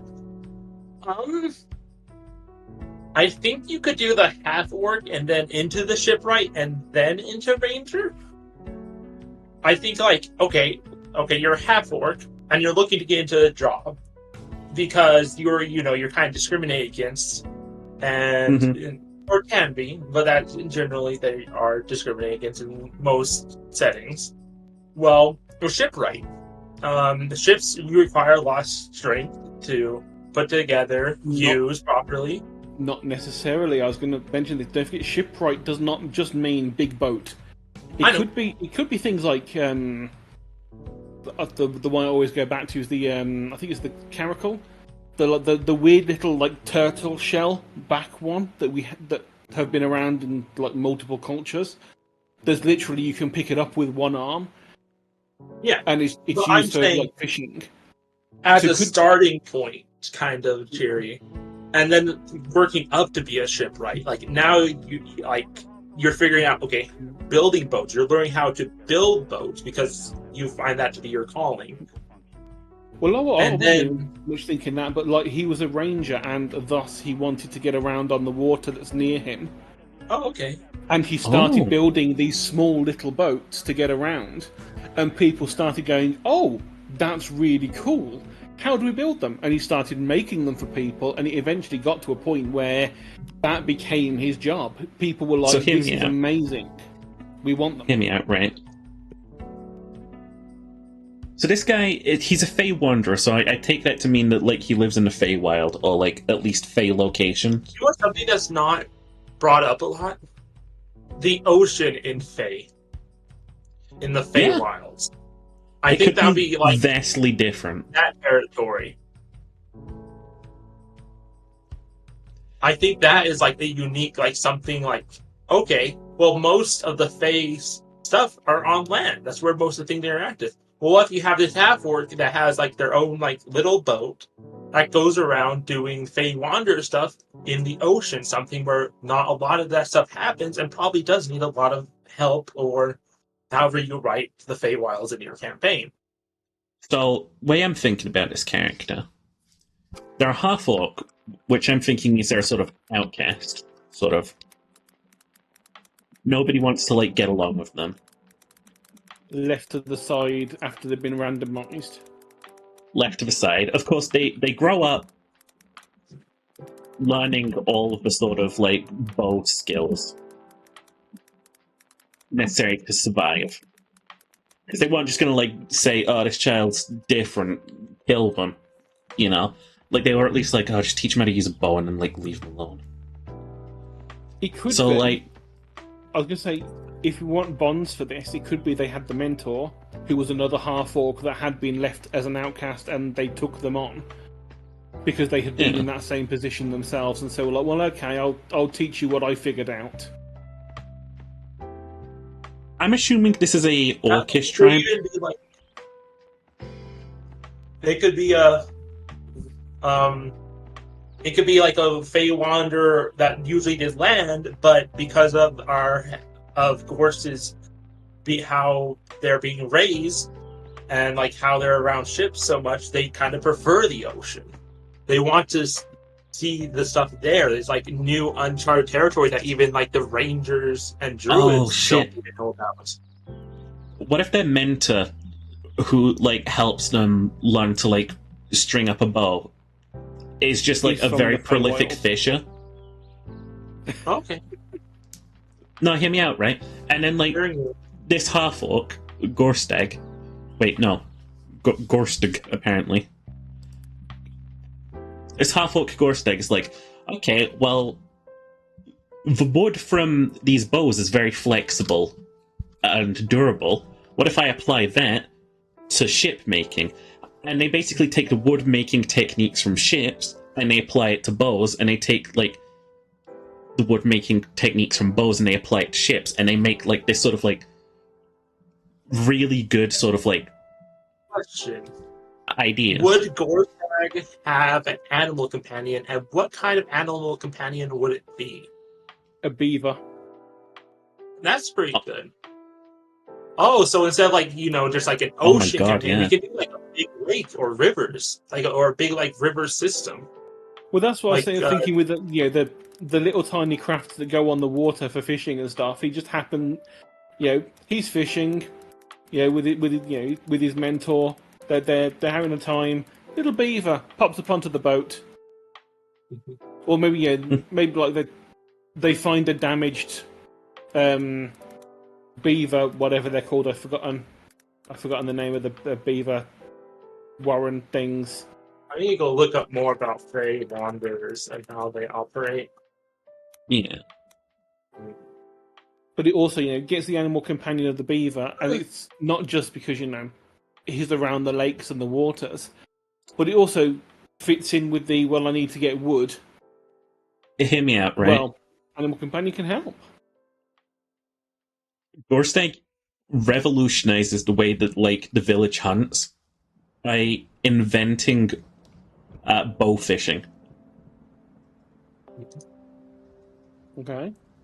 It goes out on a lake in a boat with like some rope attached and starts just shooting fishes. What about And, like, throwing pull 'em back like in. a throwing harpoon? That worked though. Like, doesn't have to be a bow, but I get what you're saying. Bows are nice. Yeah. Well, as a ranger, you tend to end up getting a bow. I think I don't- that's I don't- cliche because any ranged weapon would work. And spearfishing is an extremely common way to fish. Bow fishing is also a way to fish. Yeah, it's a way to fish. You can buy bows that have reels attached to them. Mm-hmm. Now, how do they get connected to the Fae? Because that's usually how Fae Wanderers go from being like, a normal ranger. Maybe when they sail across the other side of the river, it's the Feywild. Huh? It's just like a mystical, like, sort of fog that they go through, and it's the Feywild. Maybe it's a lake. It's like a really weird mist-covered lake. Yeah. And And yeah, like, so there's just a they ended chunk of Feywild in the middle, and this Yeah, it's tiny just- island. Yeah, there's just this weird little island in the middle that's just like all around the outside of the lake, perfectly normal, but there's just one bit in the middle that people don't like going to because weird stuff happens around there. And this guy, maybe the first time it's accidental. He's on Boat the washes water. up on shore. Yeah, exactly. He's on the water. A sudden storm comes in. It gets it gets too windy too quickly for him to get back, and his boat gets pushed to the island. Suddenly, he's in the Feywild. And that's where they learn all of their Fey skills. Yeah. Honestly, this is making me thirsty for a proper aquatic kind of. Well, not even aquatic, but more water campaign. I feel that's a lot of things DMs stay away from, and I can understand why. Water is really hard to play around. Archipelagos would be nice. That's why you should play this upcoming game called Rise of Embers, which has at least a couple of aquatic races that. Oh my, Rise of Embers is a little viper boy. Steve. Play Rise of Empires. Anyway. What is Gorstag's... I got a Actually, million power in Rise of Embers. let's talk about Gorstag's ideals first. I think, even in spite of the fact that they grew up an outcast, they came at it with a positive outlook, and they still want to help their own people out.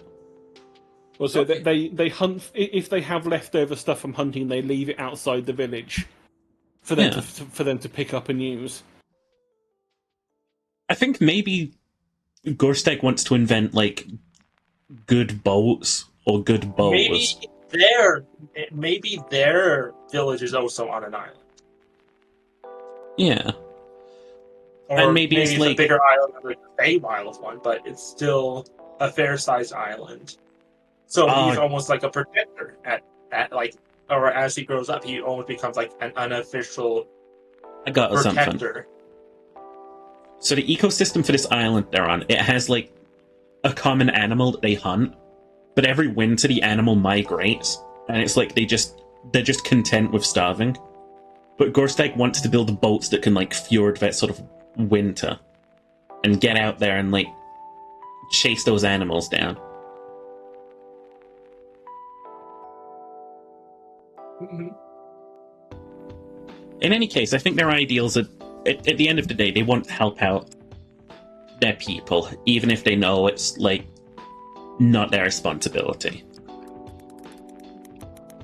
So their ideals are wanting to help, even if it's not their responsibility,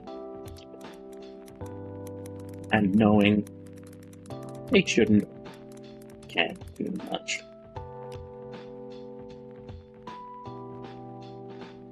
I think that personality traits wise,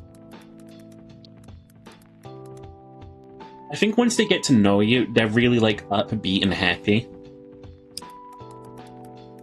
Confident, happy, and outgoing around those that they trust.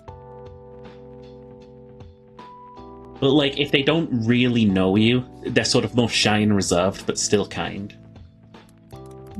Shy and reserved around people. They don't. Well, beavers are typically group animals, so maybe it's not even his original beaver. Maybe he takes care of a beaver family and one just kind of follows him around as an animal companion. Beaver frames. Or not even beaver. We can do a platypus. This is a semi-aquatic creature. Little aquatic mammal dude. Yeah. Aquatic beaked mammal. So really, what is his flaw? Probably not very like wise to like the outward like fancy technology or like maybe not even like magic outside of like actual like fey magic. Like, oh, if he sees a druid or doing some spells, yeah, he gets like, oh, they must know nature magic. But if he sees like a wizard cast magic missile, it's evil. It's sorcery, something you've never seen before. And also just outside in general, if it's an Orcish tribe or half-orc tribe, those exist as well, I believe, in the 5e. It could simply like not really know about like the big, tall castles or even like villages.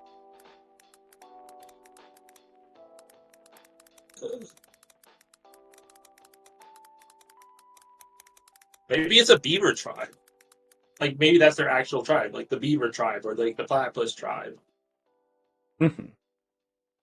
So their flaws are they are horrifically unworld wise. They have no idea about the way the world works. They know how to survive, but if anyone comes along and says, "Can you give me directions to such and such?" they'll be like, "I've never heard of that place," even if it's only 20 miles down the road. What are you wearing, and also what are you? Yeah, why are your ears so pointy? Why is your name Phineas Faminimus? Flaws, ideal personality traits. So their bonds are basically like the mentor, which is probably not with them anymore. Mm-hmm. They seem fairly sufficient. I don't imagine their mentor still alive. Honestly, the mentor could end up being from the Feywild. Ooh. Mentor, which is a spirit. It's really a fey creature. Yeah, it could be that, you know, their start bit, they learned how to survive on their own, they drifted to that island, and the reason they got out of the Feywild the first time is they happened to bump into someone that was not wanting to destroy them. And Gorsak was like nice to the aquatic animal. I don't know which one we're going with. But since he, you know, polite, like doesn't overfish, is very concerned and nice about nature, that is like, okay, we're not going to just like play tricks on him and possibly kill him. We're going to train him with fey magic. And it could be that as well, because I don't know much about the Feywild, but I'm assuming that all creatures from the non-Feywild look a bit weird to the Feywild people. Mm-hmm. So they probably would look at a half-orc the exact same way they would look at anybody else. You're a non-Feywilder. Therefore, would end up becoming quite the legend among his people. He'd be like the weird outsider who helps out and knows weird magics. you know, like five or six generations down the line, there's still a wooden carved statue of him, And they attract the they- beavers. Yeah, there's just like loads of beavers around the area that no one quite understands why, and they keep passing down the knowledge. That, the boats, the boats that we use that give us that let us live, that let us fish the waters even during the winter when we couldn't normally do it. They were gifted to us by Gorstag. And He his was great mighty legend would Gorstag. end with something like, he set out on his boat to that So island on the motivating. lake, and the very next day the fog was cleared, and there was no island there. Like, he just fucking vanishes. Yeah. He's a little mystery freak like that. I And like it Ghostek. becomes like one of those sort of like weird like folklore things to that town that some every now and then one of them gets stranded somewhere that they don't quite know, but A mysterious. a mysterious half orc turns up and speaks to them in their own language and knows about their people and helps them get home. And then when they turn around, they're gone. Mhm. I like that. It becomes a minor local deity in the end to the people Yeah. because they're like just this person. I'll tell you as well- is just amazing. It's a legend. This is kind of the Bilbo Baggins archetype as well, in the sense that, like, he'd go out and explore the world and he'd see such sights and such things, and then he'd return to his small little life. Like, if he survived, Yeah. and he'd just, like, put his feet up and be like, maybe And I then one need day new he'd just adventure, disappear. and then, like, go back into the Feywild. Yeah, he just disappears one day out of nowhere, and poof, he's gone. He's gone to Yeah. live with the elves. He's gone somewhere. I like him. He's a very toned down character who you can tell, like, once he's out there, he's really going to get a feel for the world and enjoy it so much.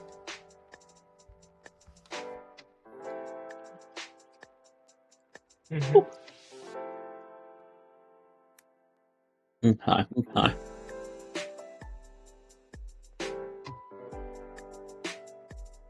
I think we have come to, like, some winning formulas for, like, making D&D characters tonight. Yeah, I think. I think in general, unless something really, really weird rolls up, it's pretty easy to like make a character. Guys, I got a great one for you now Cool. that we just randomed. Mhm.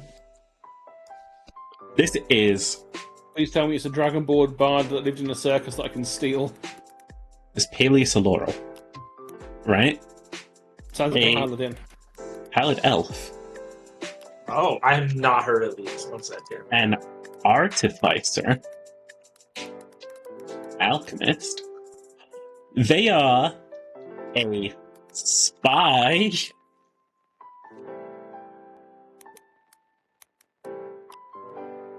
They're also 142 years old, apparently. Or an elf that's like because a 750-year lifespan. Mhm. So you know what I think we've got here? Mhm. I think you've got the guy who supplies James Bond. You know what I mean? Okay. This is like the guy who gives James Bond all of his gadgets in those movies. He's the artificer, he's the alchemist, he's a spy. Honestly, maybe this is a bomber. You know what I mean? I want to be that guy, but what if this person is like a honest- terrorist? Honestly, this is Yes, that's what I'm saying. this to me I like is that. screaming assassin. Yeah, But assassin, like, poison but they, assassin.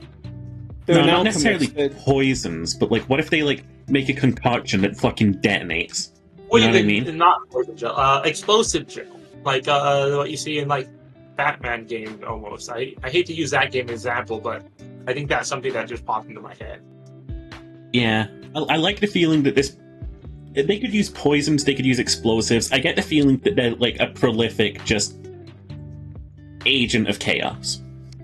Yeah, you can put in. So I think put something in a important lot. to start with here is bonds. James Bond. Okay, I'm gonna have to ask a question because I'm thinking about something, right?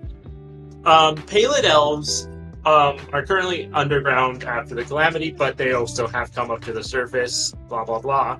So, is this going to be one that's still like underground, or is it one that's gone to the surf? Because I'm thinking, well, in the underground, there's a lot to do, and like being like terrorizing some of the more evil races, like the Drow and the Mind Flayers. Yeah, Drow are like horrible people, right? Like, Drow society is a horrible place to live. What if Peleus here is like he's a terrorist trying to bring down like Drow society? Yes. Like, he's part of a group of people who want to like bring down like the you Drow could have leadership. The Draugr and the I don't know how to pronounce the Underdark gnomes. I'm sorry. The Svenebli or something. Yes, Neblin, deep gnomes. But yeah, maybe it's like those, like maybe some of them, like in part of the group. Yeah. I mean, they could this just could be like they're part of an actual. It's the whole campaign is an Underdark campaign. Mm-hmm. So that was you can also have on the surface. Maybe the whole campaign is just your group is like a really well embedded like terrorist cell, and they get word that the Drow Empire is preparing an attack on the surface, right? And like the campaign is just you like preparing to assassinate the Emperor before that happens, or like prevent the attack. Like, maybe your cell has been in like touch with the surface, and they're like, "Shit, we're not ready. Can you do something?" And you think, "Please, we'll give you support. We'll send you agents." Slow them down. Just slow them down enough for us to get some people in place to fight them off. Yeah, like maybe they just came out of like a sort of like succession war up there or something, and they're like bloodied. Like, if they get struck right now, they're no doubt going to be like fucking enslaved. You know, it could well be that's the reason the Drow are choosing now to do it. Because they know there's been a war, because they've had people, looking at the surface. See, now we made a great campaign, so that'll be like a separate document for making campaigns. But we can wait for that. We can wait on that. But what I was saying is, like, well, there's a lot of stuff you can do in that kind of campaign. You could like try to find non-Moth Drow, like Elistre. I do not know how to pronounce this name. I have never heard it pronounced. Drizzt Do'Urden of the House Do'Urden. No, I don't think Drizzt is like one of the surface gods, I believe. No, he's one of the Drow. Yeah, he's lost, but he never like. There's another goddess. There's a minor goddess that's for the lines. The Elistre. Maliki or Maliki. I don't know how to pronounce it. I think. Maliki. Not Malachi, it's Mehliki. It's like the goddess of nature type thing. Oh, whack. Yeah. I was talking about like a specific Drow goddess. It's Elistre. And they are good aligned. And like, okay, we need to find these. Who are the people who do that? I'm going to link this. I'm just going to link it in the general chat. I'm going to write down one of Peleus' flaws in the meantime, right? I think he is blindly dedicated. Every time you start writing blindly, I assume the flaw is going to be they're blind. They're blind. He's blind. No, he's so blindly dedicated to his cause. He's like, he plots every single mission without an escape route. Like, he's ready to die for his cause. Mm-hmm. And he just thinks that, like, plotting any escape routes is just... it's wasted effort. And it might get, like, fellow agents caught. And, like, the party would have to, like, work with that. Like, no, we're gonna get out of here. We're gonna make it. We're gonna be alive. We're gonna make it through together. And, like, Peleus would be nodding, like, yeah, you're right. But, like, internally he'd be like, I'm gonna find a way to die on this mission. Like, he's got a sort of savior complex, sort of. Mm-hmm. He wants to become a martyr. He wants to die for the cause.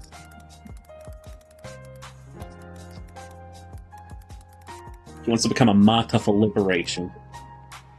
Maybe He's doesn't think- just that indoctrinated. Yeah.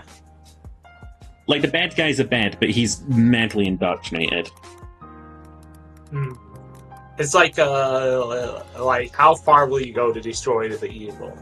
And this is a person who'd go very far. He's Perhaps chaotic they kind of good. turned out. Okay, good. Chaotic Okay. lawful.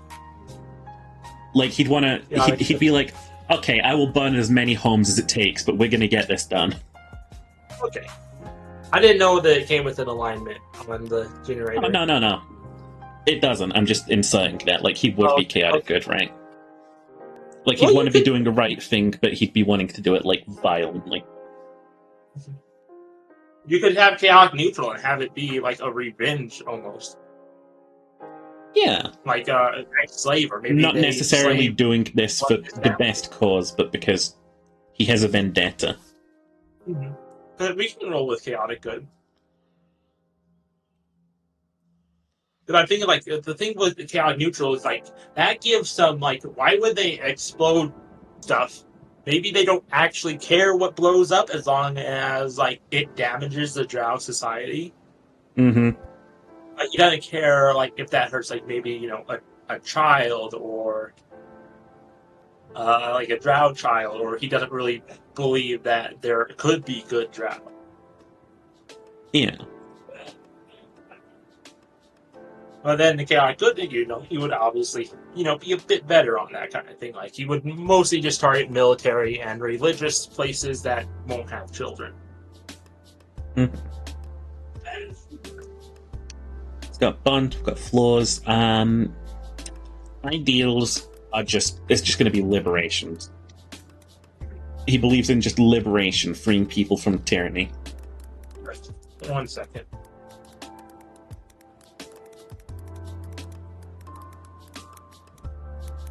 Believes in liberation, freeing people from tyranny, and sacrifice.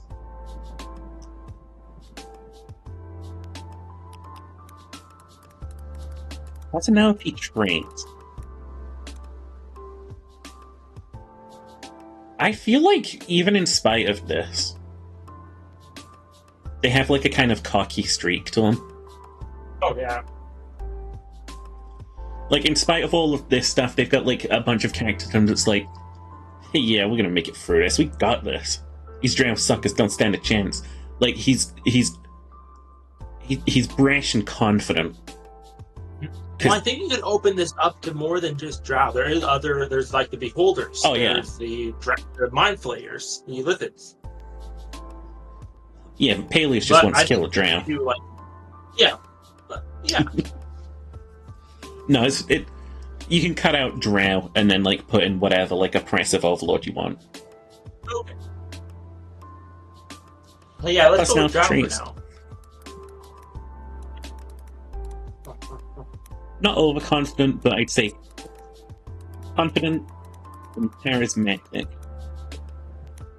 Confident and charismatic, believing that his side is going to win, no matter what it takes. It's honestly a pretty simple character, but it's pretty effective too. We made more of a good campaign out of this guy than anything else. Hello, Shmaroni. Well, maybe it's like a DM kind of thing where, like, oh, this person made a character that's so involved that I kind of want to change the whole story to kind of because the character would fit better. But that's kind of like a really rare thing. Mm-hmm. Some of you may die, but you're a sacrifice I'm willing to make. Some of you may die. As long as I'm as going long to as make there's that a drowning there as sacrifice. well. Okay.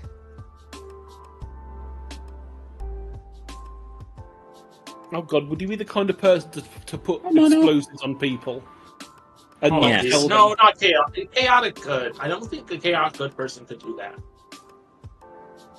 Chaotic good person could do that if the person they were putting explosives on was someone they deemed like worthy of dying. Like if they like went up to like the local guard and they were like, "Hey, you guys do such a good job. Here, take this shipment of free booze," and the guard was like, "Ah, thank you so much," and they took that in, and it turned out that it was just like slowly, like, chemistry was working in those balls to just, like, start Yeah, and cooking them.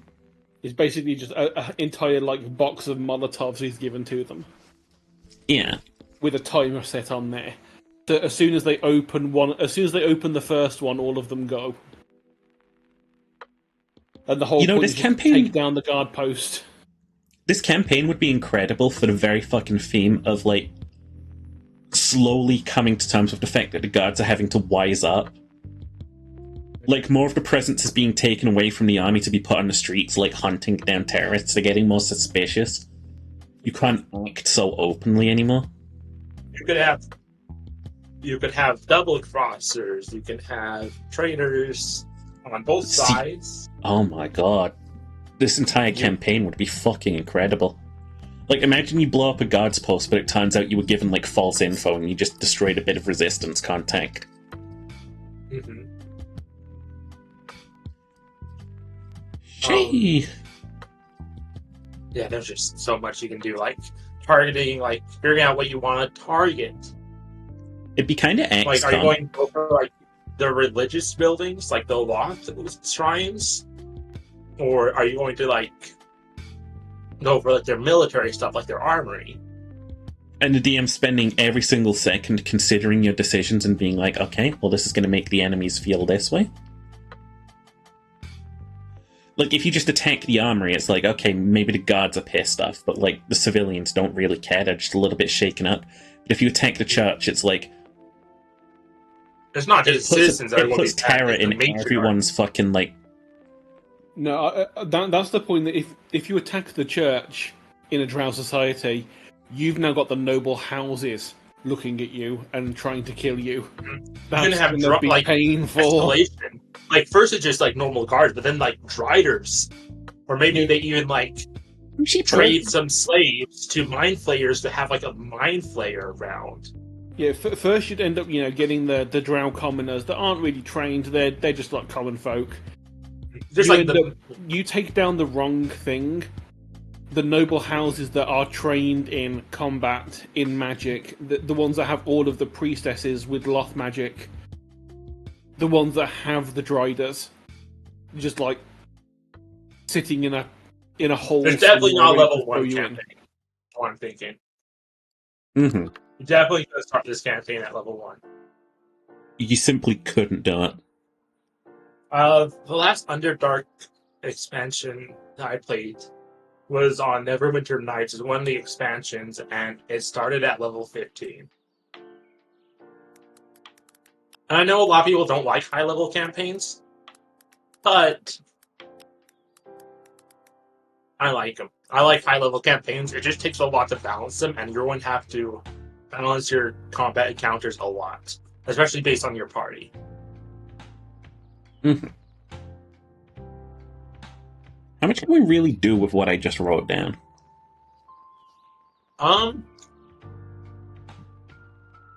No, I'm Spartacus. You could have it like Afro Samurai, where, well, I'm trying to think. The samurai is pretty a weird thing in D&D without it like having like an IRL.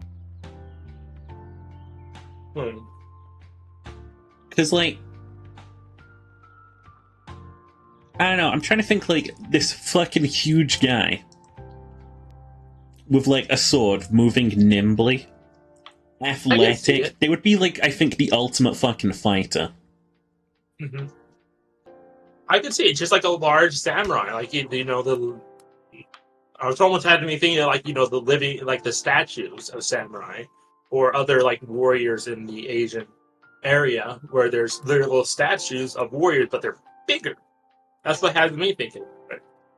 I'm gonna put in an ideal immediately for this person. Tell me if you disagree. Okay. Striving for peak physical perfection. A perfectionist in general. You could have that be a flaw. You can be like, Oh my god, that would be perfect. Flaw. Literal perfectionist. They will suffer great Like they are hardships. really sensitive if they like mess up at all. Whether that you want to be like, do they sass off Just party keep it members?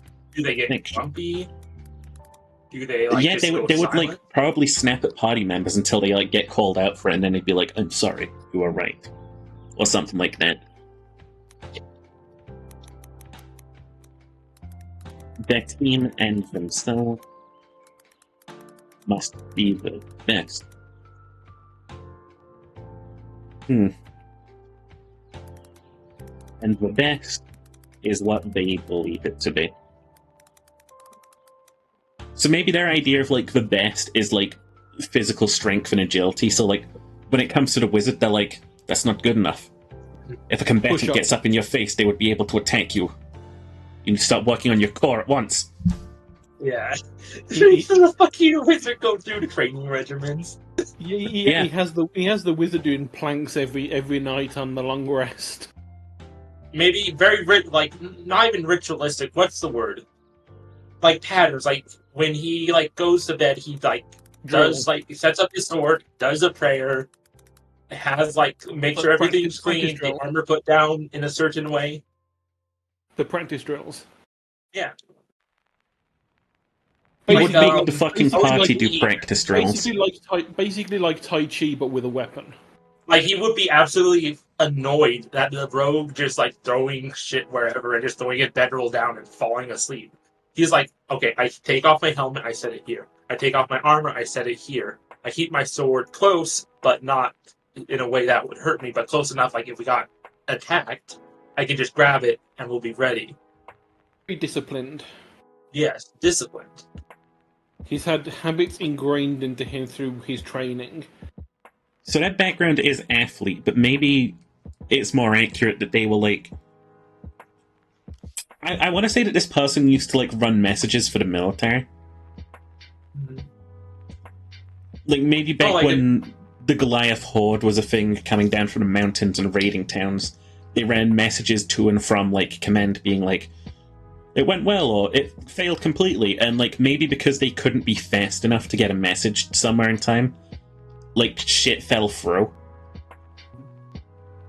And they just ended up blaming themselves. There's another samurai cliche, or more Eastern swordsman cliche, where maybe they get into like samurai as a way to escape their previous life or the guilt of their previous life. Like they seek out this like routine and to start like basically a new life. There's a lot you could do. Also, I would maybe they get to this other town and they were trying to carry a message of a warning that, you know, we've had word that there's going to be an attack. Prepare. They get there too late. The attack's already happened. Everyone's dead. And then rather than going back, they panic and keep on running.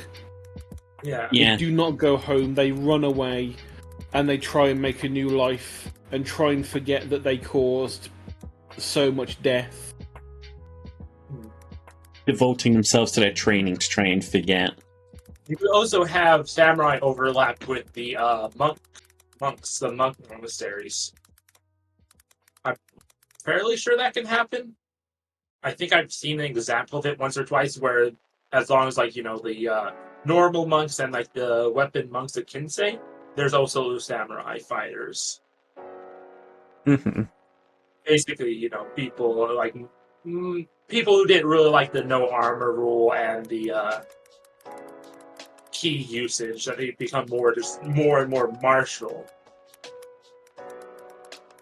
over spiritual. Yeah. So that bond, I think, would immediately like I feel like they would be very protective of the party. Mm-hmm. I think the like bond you could have is maybe they have like that soldier's bond where they can like recognize who's you know been soldiering, who's been suffering that hardship of like a battle and a campaign.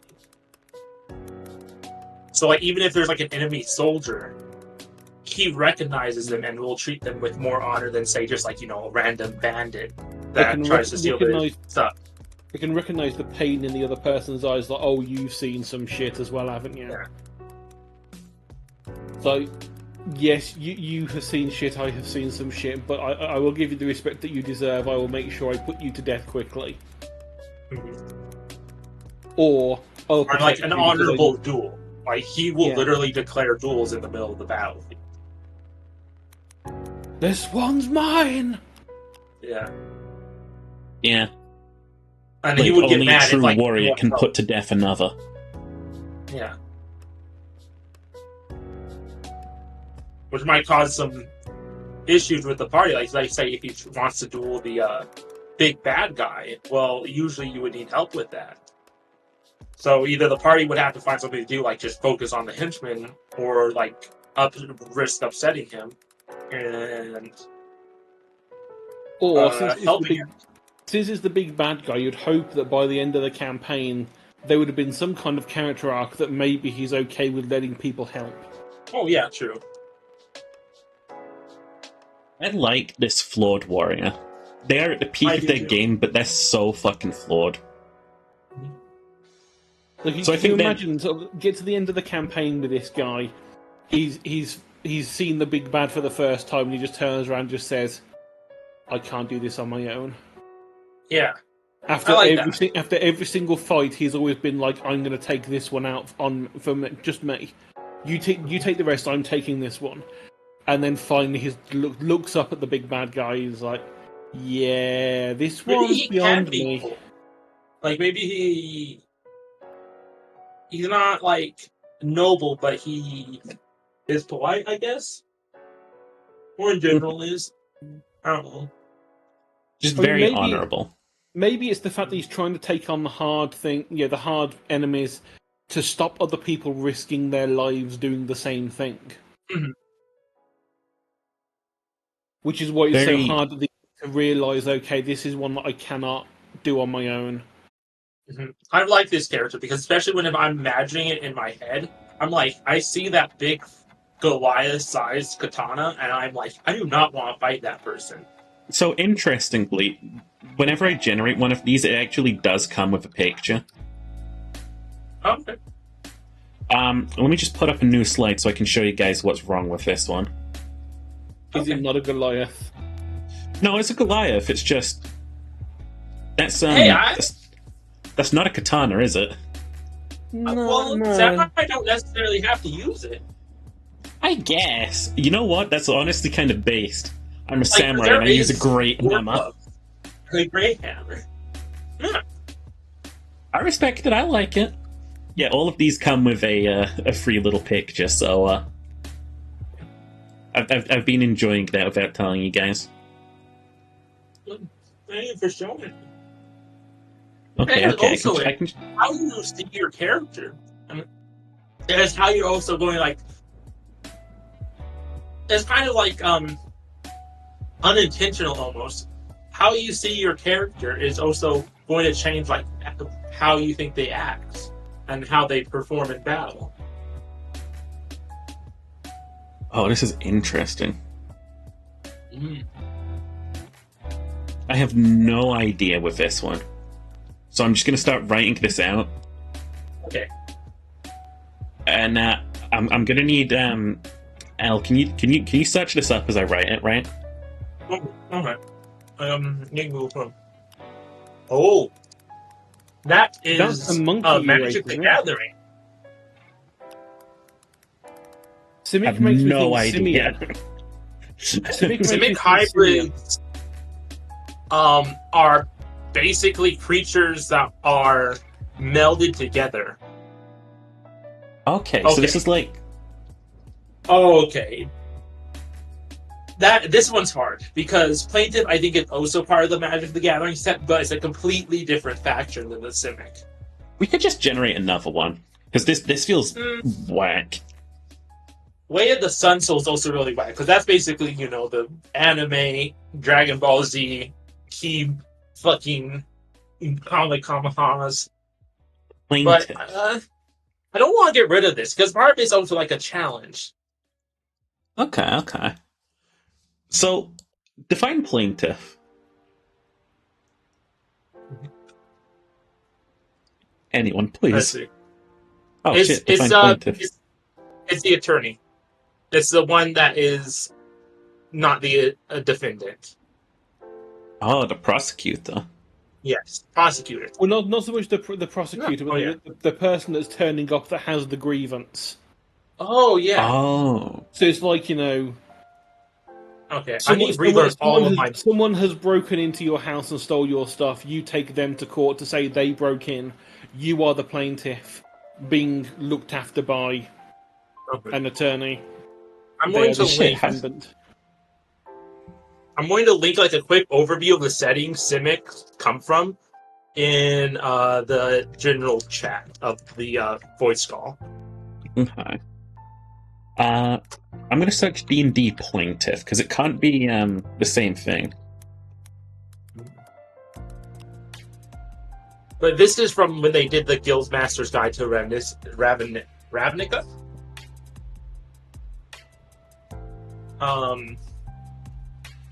So they're created as adults, and you basically are a mutant or made mutant that has animals mixed together to either fix a combat situation or a non-combat situation. So hear me out, right? What if I make one adjustment to this, right? You ready? Okay. Okay. I like the idea that as part of some like sort of holy order, this character is created to hunt down like the guilty, essentially. Like And the idea is they are peacekeeping. judged like jury and executioner, all in Yeah. one. That really does kind of play into the whole animal enhancements things that I'm looking at on the Simic features, like being able to like have grappling appendages to catch the bad guy that they're trying Yeah. to prosecute. And you can brew homebrew it anyway, and you can even. I'm trying to think of what animal would you use for Way of the Sun Soul, because that is the last two are curved. They're all three are curveballs, but the last one is the biggest curveball. Hang on, I Way of can, the Sun Soul. can pull up a picture too. That was them as That's been just looking at a them. normal Cynic card. that Doesn't that just really- looks like an elf, mate. It's just an elf. Yeah, I don't think that's a proper Cynic. I think it would just pick the random card from the Cynic faction.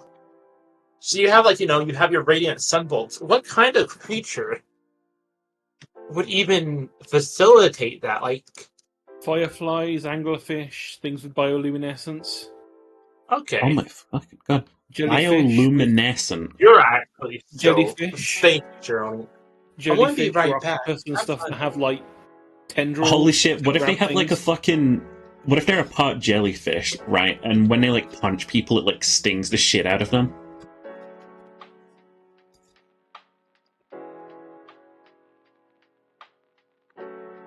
This is some homebrew ass shit here.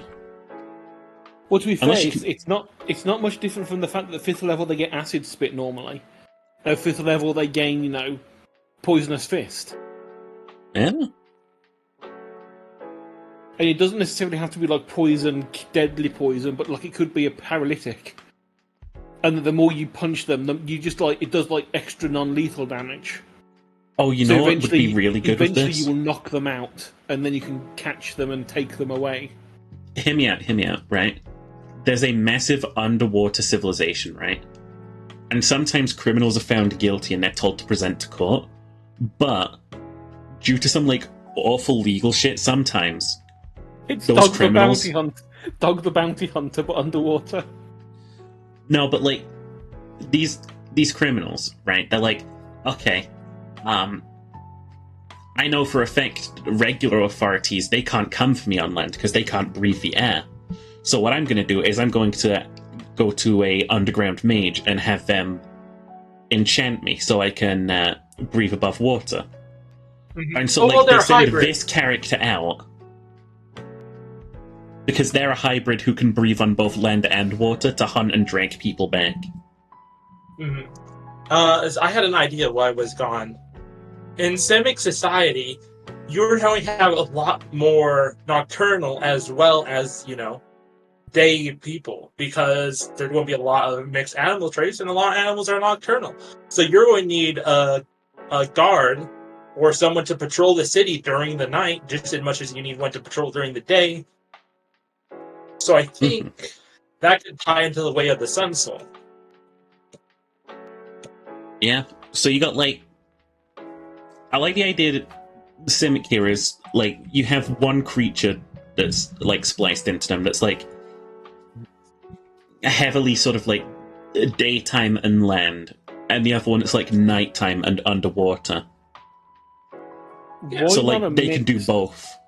Well, it's not even just two. If they're originally underwater, why not the jellyfish and crab? Because then they can breathe on land as well. Yeah, I like that. And I the like them thing a lot. is that Big punchiness. you can theoretically do more than two, but the whole mutations thing, it's more unstable if you're more than one or two animals spliced into you, basically.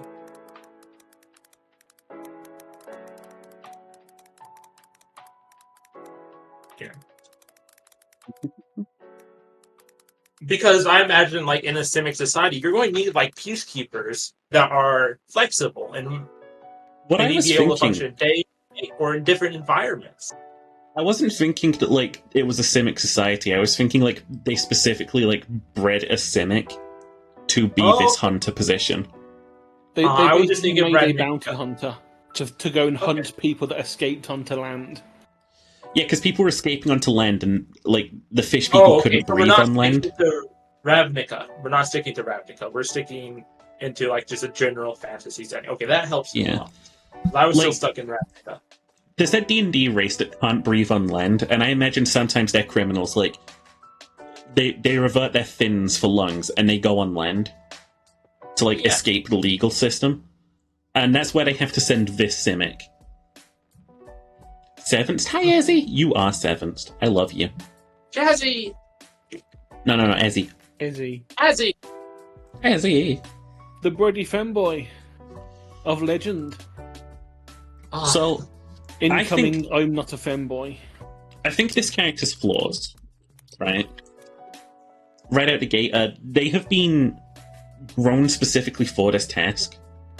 They're not very pretty. They're unsettling for most people to look at, because you're part jellyfish, part humanoid, part crab. That too. But I'm thinking as well, this person's definitely they're like a fucking clone grown in a vat, basically. They've been bred specifically for one purpose. They are indoctrinated to that purpose. They think they're a tool. You know? Ever seen... They believe they're just a tool of the state. They don't feel a lot of personhood. I'm thinking that, the, have you seen the underwater creatures that have the weird, they've got, the lights that go down, the flashing lights that go as trails down the sides of them. They have that on either side of their face. Ooh, I like what you're thinking of.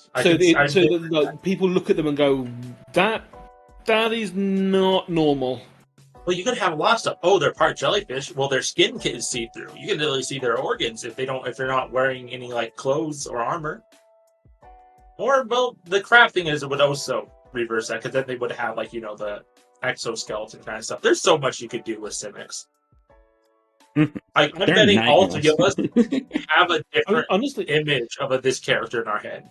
Honestly, it could also be that, if they take the armor off and they go squishy, they can sneak into places and get through doors that the criminals have locked themselves away.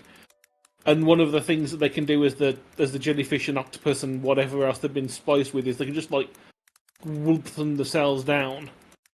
Yeah. Technical term that is, themselves, and then get through the cracks in the doors, or get through smaller windows than normal to help get the person they're after. I because this is also making a lot of silly ideas in my head. One of the things is like, oh, you have a crab head and it opens up and that's like the sun, and then you shoot the sun soul bolt out of it like a fucking cannon. Great. Well, that's what I was thinking. The whole like, bioluminescent thing with like the weird like flashing lights on the sides of the head and everything. Yeah, it would be radiant. I think for Yeah, Bonds, they're maybe definitely they- just loyal to their undersea sort of like overlords. This is a very straightforward character to write all of the rest of this for. Yeah. I think like once you get the only thing that's different in our heads is going to be how this character looks like.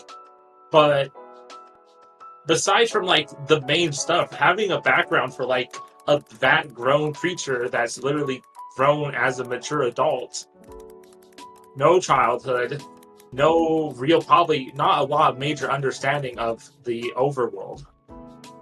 You've got the theme here of a automaton basically coming to learn to live. Yeah. Pacifics aren't automatons. They have their own personalities, but This one the 28 specifically. Mhm. Okay. The one ideal is justice, essentially. And Lawful it's just neutral. whatever their overlords say. Yeah, and lawful neutral in the fact that technically that criminal might be a good person, but they have been told they must be brought to justice. They will do what they have been told. They will follow the law exactly, even if it might not necessarily be that they're taking in the the bad people. They could be taking in, people that just like said bad things towards the leaders, but It could they be that this they're a character criminal. comes above water to hunt down who they're hunting. And then, a freak winter, blizzard comes in out of nowhere and it just freezes the sea. So they can't get back down. Oh no. So they're forced to live among the surface for a while, and maybe that's when they start learning independence. Maybe it starts being that the guards are like, hang on, I know you. You're that person that can find people, aren't you? Look, we've actually got a criminal ourselves that we've been trying to find. We really could use your help. Mhm. It's like And they've got they'll- nothing else to do and they only It's- know yeah, nothing justice, else so they to might do. as well. Yeah, nothing else to do. Someone needs help. There's a criminal on the loose. I want to be, got to be justice. We can't get home. I will help you. And then they start they manage to catch this person. The guards are all They like, see "Oh my this god, piece it's of bread. amazing! You've done this job. It's really good. We've been looking for this person for months." And they start getting an actual friendship bond. And normally that wasn't a thing they got before because they literally up until now they get pointed at someone to catch and say go get, and that's what they did. They never had a Good job, chance to now sort of, back to your cell. get back to your cell. They never had a chance to grow friendships or have any kind of bond with anyone that wasn't the person that pointed them in the right direction. Why are all these characters so fucking good? Oh, I'll tell you why. It's because we set out to make a perfect D&D character and we made 5. Now we just need to do this with mine. Okay. It's easy. Let's do it right now. Yeah, let's do it. Give me a thing to start. Oh, with. so just off topic, not too much, but that Civic Hybrids are an excellent character for queer people. Because, well, now that I said it out loud, that doesn't sound as good as I thought it would be. Because we're all crabs inside. All crabs inside. We all hail the mighty Carsonization. Cheery name. That was one thing I never actually came up with, Name. Okay. Give me the race. They were Dragonborn. Dragonborn. Which scale? Brass. Breast. Class was Bard. Bard and Artificer. Bard. And his Bard. Artificer Gunsmith. Excellent. And yes, hurdy-gurdy Gatling gun. Background, entertainer, circus. Yeah, it was Entertainer Circus. Well, I think I actually had Entertainer Storyteller Hi, Brandy. in the main thing. How you doing? But Oh, I'm doing great, Brandy. We've come up with the ultimate way of just making D&D characters. We're like a factory of D&D characters tonight. We should just, like, do this, you know? We should just, like, randomly make D&D characters. And just, like, put them out in the world. Being like, hey, use this if you've got no inspiration. Yeah, here's a ready-built backstory. Have fun. Yeah. I don't know, it always feels better when you make them, though. Well, like you say, it could be inspiration as well. Or it could be like, baby's first D&D character. Yeah, you never had one before, this is how it'd be done. Yeah. Is hurdy-gurdy one word? Hurdy-gurdy? Don't think it makes any difference.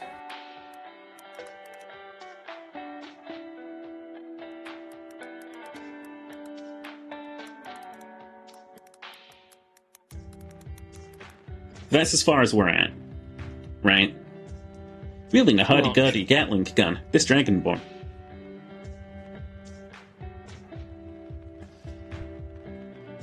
So, This does is the Bard part play into it much? Are they actually an entertainer type?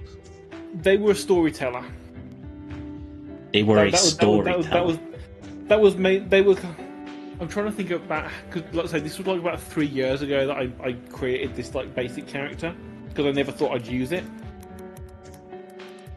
So they were born in the circus. Parents died. Unknown cause. Never actually looked into it. Never thought about it. I just know that they're. What about instead of born into the circus, it was adopted by the circus? Could be, or they were a foundling. They were just found by the circus. The circus was good. And because the circus are, used to taking on the, a little bit of an oddity, they're like, well, we don't have a dragonborn in the troop. How about found by the circus with no knowledge of their parents, aside from like maybe a small trinket? Yeah, No, and like your like a necklace or your something. color is like brass. That would be a good lead. Like dragonborns are like one of those species. So you'd only have to ask like, hey, have you seen any brass dragonborn? And then like show them like maybe the necklace that you've got, or like maybe it's a very intricate pendant, and that's what starts you on your route of like wanting to artifice, Look into how small machinery works. It's like a little puzzle box. No knowledge of Maybe their like parents. something you design as an artificer. You make little like trick puzzles almost. Yeah, there's 2 videos where it's like a box you have to open in like a really weird and convoluted way. That's what I'm thinking. That's what they were left with. Okay. And maybe the reason they started tinkering was they were trying to get into this puzzle box thing to work out what the hell was going on with it. Maybe it wasn't until they got to a certain age that the people that took them in from the circus said, yeah, by the way, now you're old enough. Obviously, we are not your parents. We found you with this. At which point the Dragonborn was like, I'm not an elf. Like with But you just had a rare skin disorder. Wait, and you could also change like how common are Dragonborn in this setting? Are they really common? Would have to Or check are with they- Paul on that one. Okay. I don't know what his one shot's entailing. So they took Part of me- to storytelling and Part of me learning. had been thinking that they were albino, and that's why they were brass Dragonborn in terms of Oh actual shit! mechanics, but they're albino, Oh, okay. so that you have That's no idea. crazy. Actually, that does a lot. So it's very much that you can't just say, well, do you know any brass ones? Because it's like No wonder the circus took you in. They were like, "Hey, Yeah, look at this! It's Brass an albino." extreme oddity as like albino Dragonborn. They think you're a Woohoo! white dragon until like you actually start Yeah, using and your breath. yeah, until the breath what? comes out, they're like, oh, And then it just wait, like hang never on. use that breath in public again. The crowd Yeah, comes we- to see the white dragon. Yeah, Yeah, because it's either brass is fire, and then it also has a sleeping gas cone. Or at least that's how the dragons operate. I don't know if they changed the Dragonborn. They've never changed Dragonborn. Don't worry about it. They were taken in by the circus as a oddity.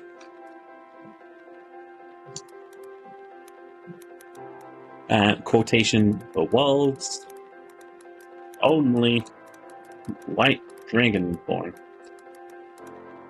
Unless that's already a thing, at which point I will backspace that. There are Don't white forget. dragons. There are white dragons, Maybe they're but they're rare, though. considered evil.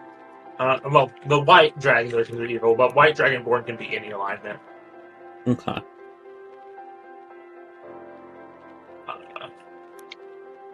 Yeah. Eventually, the young dragonborn began to learn tales of passing travelers and felt such joy recounting them. In their spare time, they tinker away at the old puzzle box, trying to figure out its secrets and replicate them. The one thing I thought about was not just that it was the puzzle box they were thinking, but that because of it, they were also like they had a knack for being able to fix things around the camp, around the if like, oh damn, one of the locks is broken, they'd be like, oh yeah, you've missed one of the pins has fell out. Hang on, give me a moment, and they just like would just have a knack with these like little because they've been working on this little tiny puzzle box. They had a knack of being able to fix these things or being able to like make new ones. By the time they were a teenager, they were an integral part of the camp as a storyteller, repairman, and family member.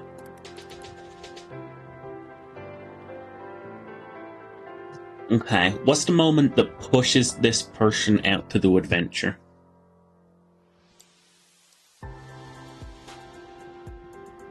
I'm thinking, now that I've actually put out the whole thing that they were being albino, I mentioned to you earlier that I was thinking that, the circus had been, someone attacked the circus. Originally I was thinking it was just a regular raid, and they were coming to steal some money, steal some oddities, steal some bits, and then run off. What if But it was instead because of you.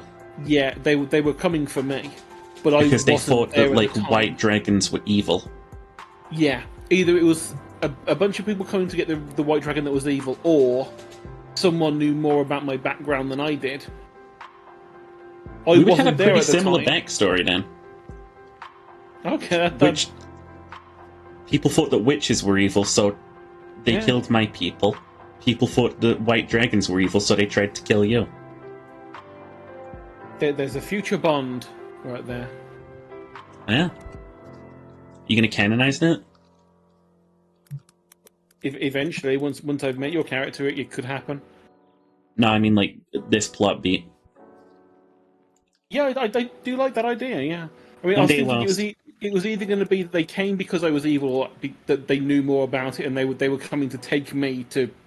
They'd heard of me and were like, we found you. We've been looking for you for 15 years. One day while out in town, they returned to find their circus aflame. People came searching to kill the, quotes, white dragon. They took it to mean that their people were in danger as long as they were around them. Right, and it's the moment that sort of like pushes you out of camp into the wider world. And the reason why I can't go back. Not until I've You've got to worked like out what hunt was down the going on. people who did this. Yeah. Which is why the hurdy-gurdy gets some alterations. So set out into the land, armed with an intricate musical device of death, to search for the ones who ordered the slaughter and control of themselves. Okay. Flaws. Oh, I had one of these in my head earlier and I've forgotten what it was. Fuck it, we'll move on. Personality traits. Helpful was one of the main ones. At least, Helpful, always if you're willing someone, to lend a hand to those in need, or Yeah. those who are good, those who deserve it. those who deserve. Because okay, the noble might be good, but they don't really deserve the help. They've got money, but the homeless person, they don't have money. They can't help anything. But I'm willing to give you a hand. Yeah. So we can easily make bonds right now. Yeah, Bonds was definitely going to be, members of the circus troupe. Yeah, the circus family. Members of what circus family.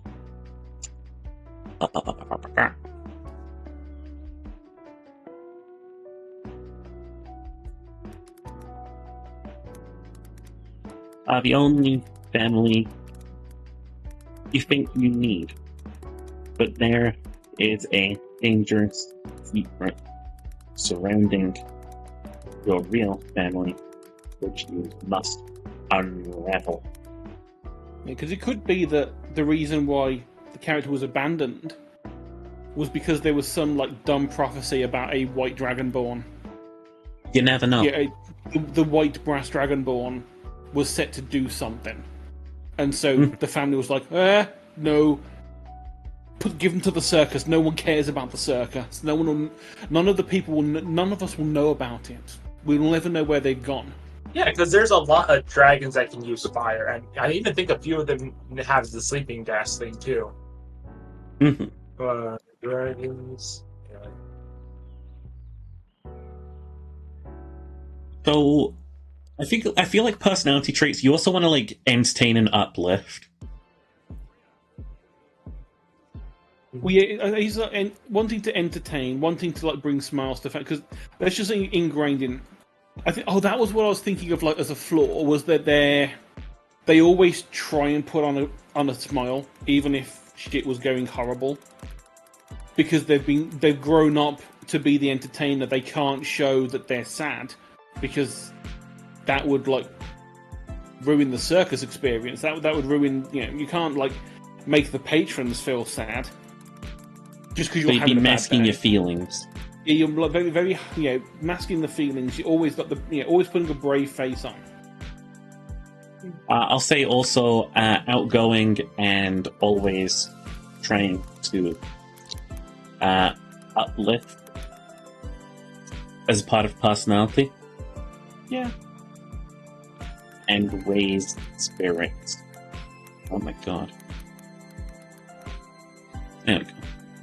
Ideals. Stuff that you strive for. Joy, merriment. Yeah, I'd stuff imagine like that. bringing happiness to people.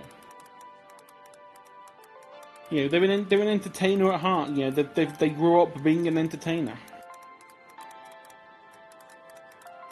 This entire personality trait is not totally what I'm trying to get myself to be. Outgoing, entertaining, and all that stuff. It's totally not trying to trick my brain into doing all this stuff for me. You're entertaining to me, baby girl.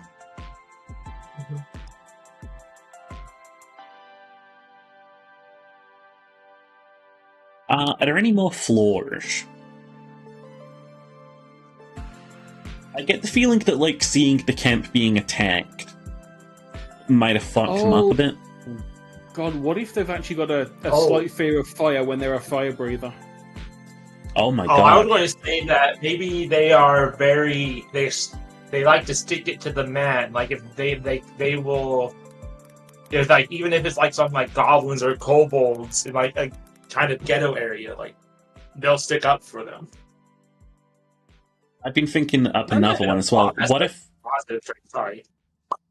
the chaos really stuck with you? So now, like, every time you fire the hurdy-gurdy, you sort of like zone out until you've emptied every bullet. Oh god, it's like a fucking weird battle trance. Yeah, like you have to go into like a special place and drown it out in like the noise. I'm going to the weird atomic heart place. No. Wasn't. And it's the freaking pyro from TF2. Whilst I'm like, you know, mowing people down with the hurdy-gurdy, I'm just like dancing through the fields and looking at the rainbows. How do you feel about that are what spewing Elle from my said? hurdy-gurdy. About the looking Sticking after up for the downtrodden type thing. impoverished, even if it Well, that- doesn't help you to do so. To me, that's what I kind of class in the always willing to lend a hand to those who deserve it. Yeah, You know, the downtrodden deserve the help if they deserve. You know, if they're like roguish people and you know they're doing it because they're enjoying it, then no. If they're doing it because it's a necessity to live, okay, I'll lend them a hand because you deserve something to like try and lift you out of this place that's causing you to have to do these horrible things. if you're pyrophobic, oh shit! Hi, Paul. Welcome on in. Thank you for the raid. Brimgen pimp friend. Give you a little shout out. Been a hot minute. And again, I haven't been on this late in a hot minute. But welcome. I hope you had a lovely stream. What are you up to? You're playing Art? That's a funky game. I hope you had a lovely time though. We've been doing some D&D characters tonight, and we've been coming up with some wacky stuff. We started out trying to like define what makes the perfect D&D character. And then we created the perfect one and had to change it to a perfect. Yeah, we created so Left many all perfect characters. D&D characters. I feel like I want to go back through them. We've got the human noble fighter. He is a upper class guy who wants to join the fences and stuff. But like he's really blind to the lives of the lower class, and he's actually scared of blood. So like he's poor for combat. He's poor for like getting dialogue out of people, but he's got like nowhere to go but up when you think about it. We then went on to Gorstag Evenwood, who's like a mystical figure who, you know, he's cool. We like him. Peleus Aloro, who is no nice way of saying this, he's a terrorist. He But wants he's to. a terrorist against the drow. So he's not a bad guy. He's against cruel drow overlords, and he's like. He's the guy who's creating all of like the contraptions that like set fires and explosions and poisons. We got the Goliath Samurai, who is a perfectionist who wants to just look out for everyone. And basically right now we're just working on my friend Chiri's character. You missed the Simic. Oh yeah, I missed a Simic, but you know, what's that to say? It's just like a half like jellyfish, half crab person who's like He's a bounty hunter. Yeah. a bounty hunter hunting people down. Like come from the campaign or from the imaginary campaign, theoretical. the theoretical campaign. Yeah. But no, yeah, I'm happy with a lot of these characters. And is there anything else you want to like do with this character, Cherry? While we're here, I mean, a lot of like the mechanics wise, it was getting the backstory sort of like down, which this is. So can I name your character? You can try. Pale Scale.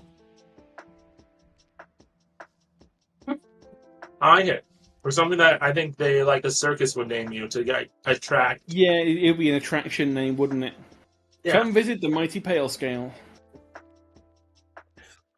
Quote, the mighty Pale Scale.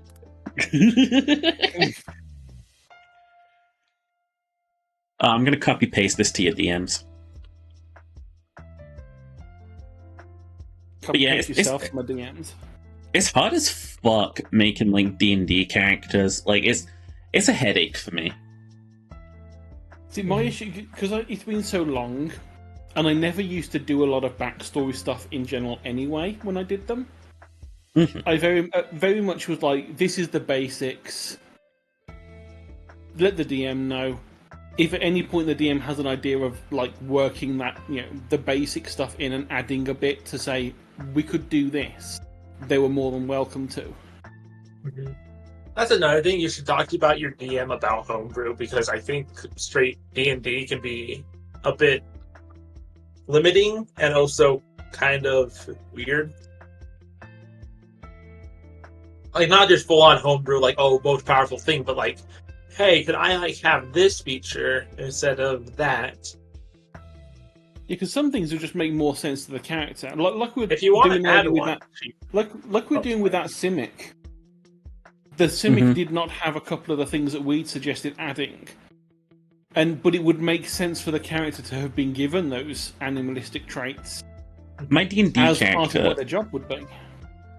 that I'm going to be playing soon. Spoilers, Cherry, but it's not really spoilers. I've been talking about it nonstop.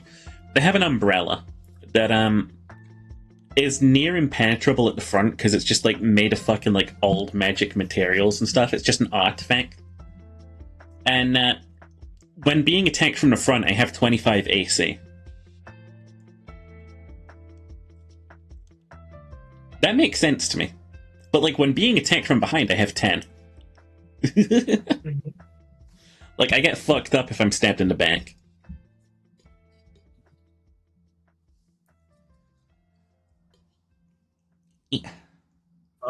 If you want to do one more character, you could do Anlet. I think I have not fleshed her out all the way, mainly because the campaign that I was going to use her in never happened. It do happen like that. It do happen when you make an excellent character, but then the campaign never happens. Well, to be fair, that's the reason why my character had no real backstory, because I was like, I'd not done anything with 5th edition before. The last time I played it was still 3.5. That's how long it's been since I played. 4th edition had just come out. Near There's the more time I stopped fireworks playing. going off right now, by the way. I have no Not a idea problem, why. it just smells like fucking shit after fireworks. I think it's a Islamic holiday that people are Could be. celebrating. But I just hate fireworks. Yeah.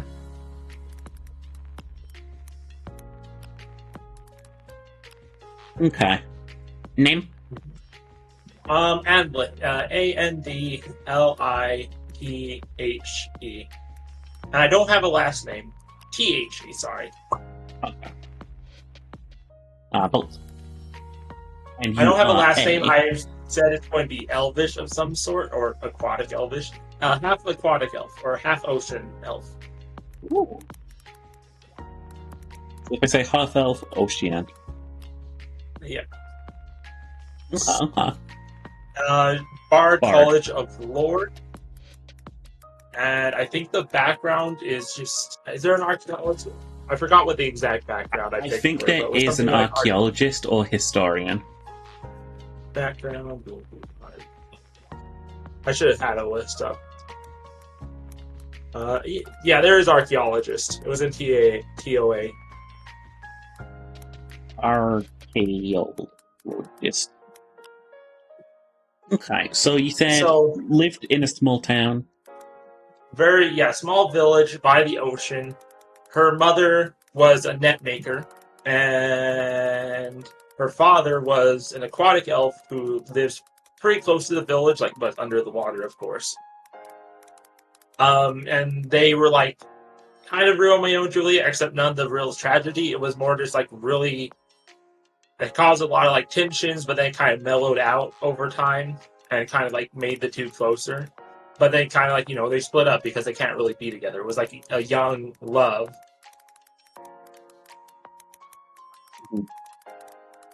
So Their partnership caused tension when they were young, but Yeah. But they eventually They just stopped being realized- partners, but they still interact with each other. as they aged, that they could never really be together. Still good friends. So Well, Anlit would you say that herself was partnership did a lot for the villagers, coming together? It did because the aquatic elf village was very small and also kind of like wary of surface dwellers, but having like this child that could go back and forth between them, kind of like they had more reason to communicate. Yeah. Like they're starting to like, okay, well, can you fish these and these fish, but leave these fish because they're important for like the environment and what we need. Please stop throwing nets at us. Or make the nest easy for a humanoid to get out of. Yeah. But for her, she was kind of like stuck between two worlds and never really fit in. And she would often go exploring outside her village or explore in the ocean because she can breathe underwater just as well as she can breathe in land.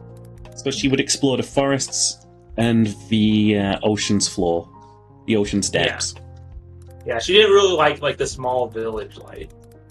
But eventually it did get her in trouble when she went too far into the ocean and had to be found. But she did find an artifact of the Aquatic Elf Society. And when a passing bard went through, she basically almost a mentor, not really. She didn't really take to like the whole like bards like as a music thing, but she did go to like hear about like the College of Lore and used him as like a way in to get into that college. And then eventually into a museum in like a big city.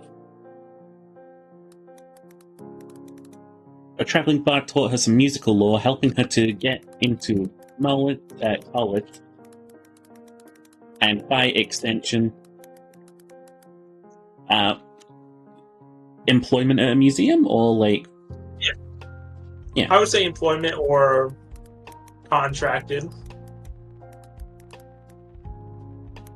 Where she now resides working, or is she more of like a in-the-field type researcher? In the field, she does like look like if she's off by town, she will have like a small tiny office, very small, mostly just like a closet size because she's only a level 1 bard. She now goes out into the field to excavate. Usually to get stuff other people can't because like underwater ruins or wrecked ships, stuff like that. But she will also do land stuff. She's just really uncomfortable doing stuff in like a desert. Because while she doesn't need water like an aquatic elf would need. Mm-hmm. I think the item was like, like just like a tablet or like a really old icon of their goddess. I forgot what the aquatic elf deity is. Yeah, I haven't touched this character in a while. Like at least not the main character, like the original character. So we'll start out with Bonds. Basically the golden child of 2 villages. Yeah. She will send back or like they kind of like they both cared about her, but she didn't fit in with both, Yeah. It's like she helped mediate peace. She's basically an icon. Mm-hmm.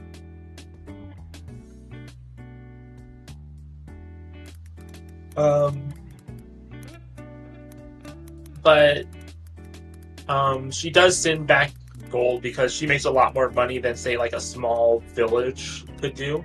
She will send back part of her salary, either by courier or by hand. She will travel herself to the village and visit her family. I believe her mom would be like growing old and elderly, and that's part of it too. Is that like her mom can't make nets like she used to, so yeah, and she's a half elf, so she's going to live much longer. So you're a half elf. No. I'm a half elf. My mom's told me. I'm sorry, that was confusing. And the bonds, of course, with the museum and like the College of Lore, or Bardic College. I believe I never got like a specific college designed by the D&D. I'll say a known figure amongst the Bardic College and the museum. What are your ideals? One off Um, treasures? History? Find knowledge. It's not even like about the treasure. It's like the finding like finding it and reclaiming it so it isn't lost. You know. It's about the adventure. Hmm. No, Like it's not getting it about. back. It's like the like instead of just like some generic gold coins, she would rather like do this like technically worthless like stone plaque that It's has about like unearthing history. yeah.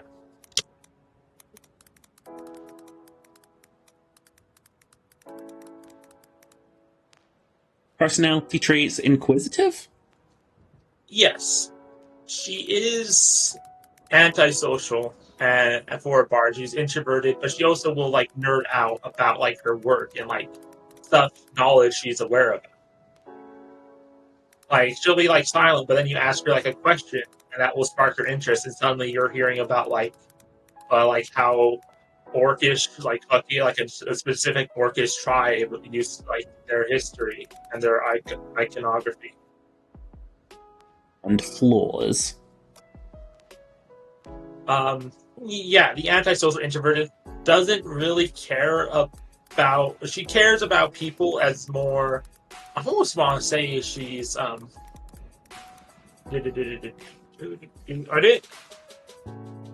didn't confirm it.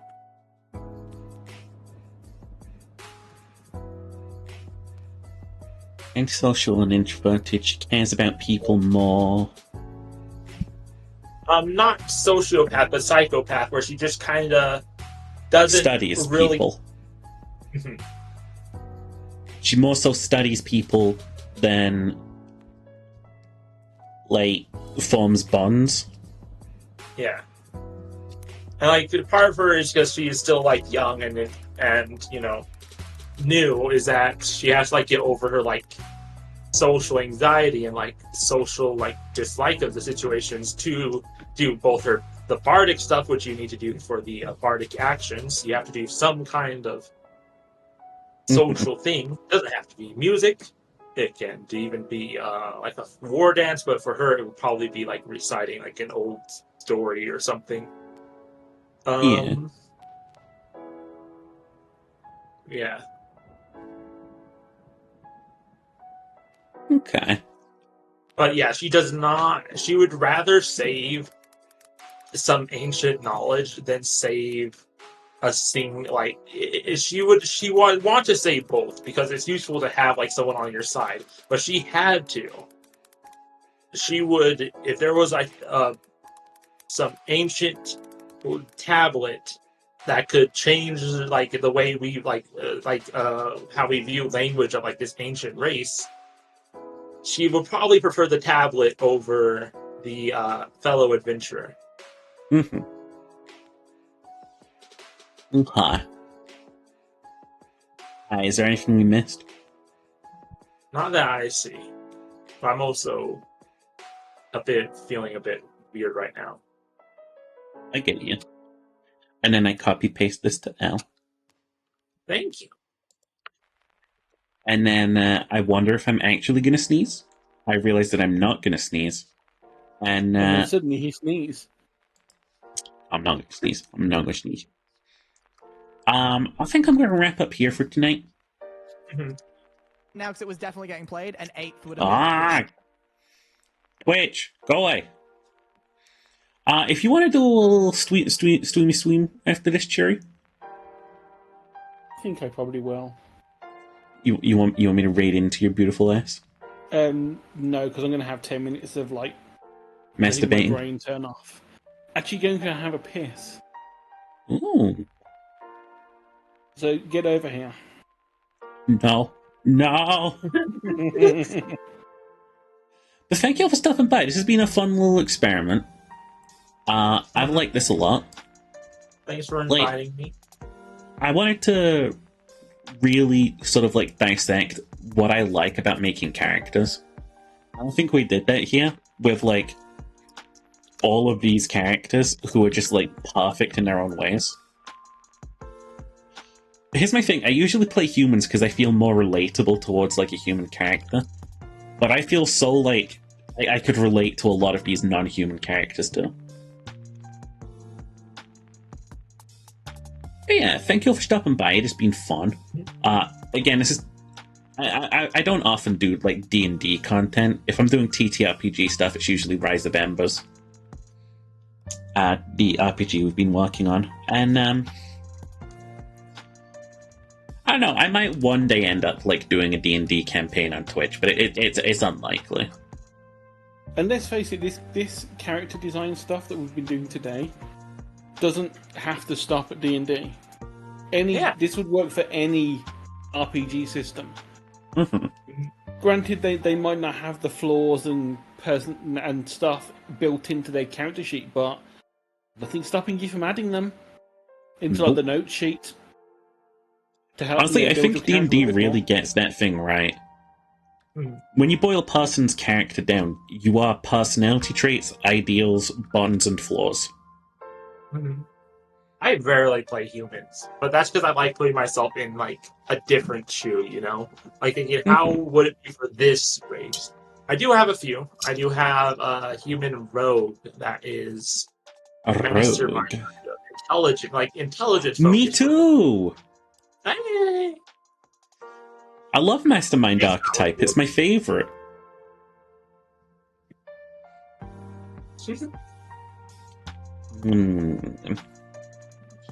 And I haven't played for years. Crayons. But yeah, thank you for stopping by. It's been adorable fun. I'm gonna drop out now. I'm gonna be on tomorrow. I might stream Lies of P. That's out now. I'll probably stream more whatever that new Bethesda game was called again. Am I right? Fart Shield? Yeah, Fart Shield. That's the one. Lies of P is out if you pre-order it. Otherwise, 2 days' time it'll be out. Yeah, 18th, I think it's out for everyone else. Yeah. It is 72-hour early access. Pre-order isn't that much expensive, considering the usual... Have you seen what Ubisoft does with like their pre-orders these days? Yeah, you gotta pre-order the Legendary Deluxe Super Duper Season Pass Edition. Yeah, and it costs you like $100. Oh, so they're making it so that I'm even less likely to pre-order. There hasn't been a game that I've, I think the only game in recent memory that I've pre-ordered was Dredge, because I played the demo and fell in love with the demo because of just the entire game, and so I pre-ordered Dredge. I did the same thing, but at least it's on Game Pass. True, bestie. Gay queen. Yes! Yes, gay. Oh, Finn, I didn't ask, but if you're interested, I'll invite your ass to this campaign that we're gonna be doing soon. Till I'm Sheeper, but thank you for stopping by. I'm gonna wrap up here. Make sure to take care of yourself, stay hydrated, stay comfy, don't push yourself too much, you're doing great as you are. You'll be seeing a lot of me more, like, very soon. I'm coming out of, like, Insomnia. The Insomnia is over party. Insomnia is over party. We're gonna be, like, doing shit again. I've got, like, so many games queued up that I'm like, but that'd be more fun if I played it with a new model when it's finally ready. So that's why you haven't seen me, like, too energetic. It's because, like, I'm holding my energy back, honestly. We're in a dark age only because we're about to enter a golden age. Don't worry about it. It's the second act low point. We're about to get the high point coming. Yeah, this is the part where, like, Sheeper had a communication issue with Sheeper, and for some reason that split the whole cast up for no reason. I hate when that shit happens in movies. But thank you for stopping by. I'll see you tomorrow. Goodbye! Bye!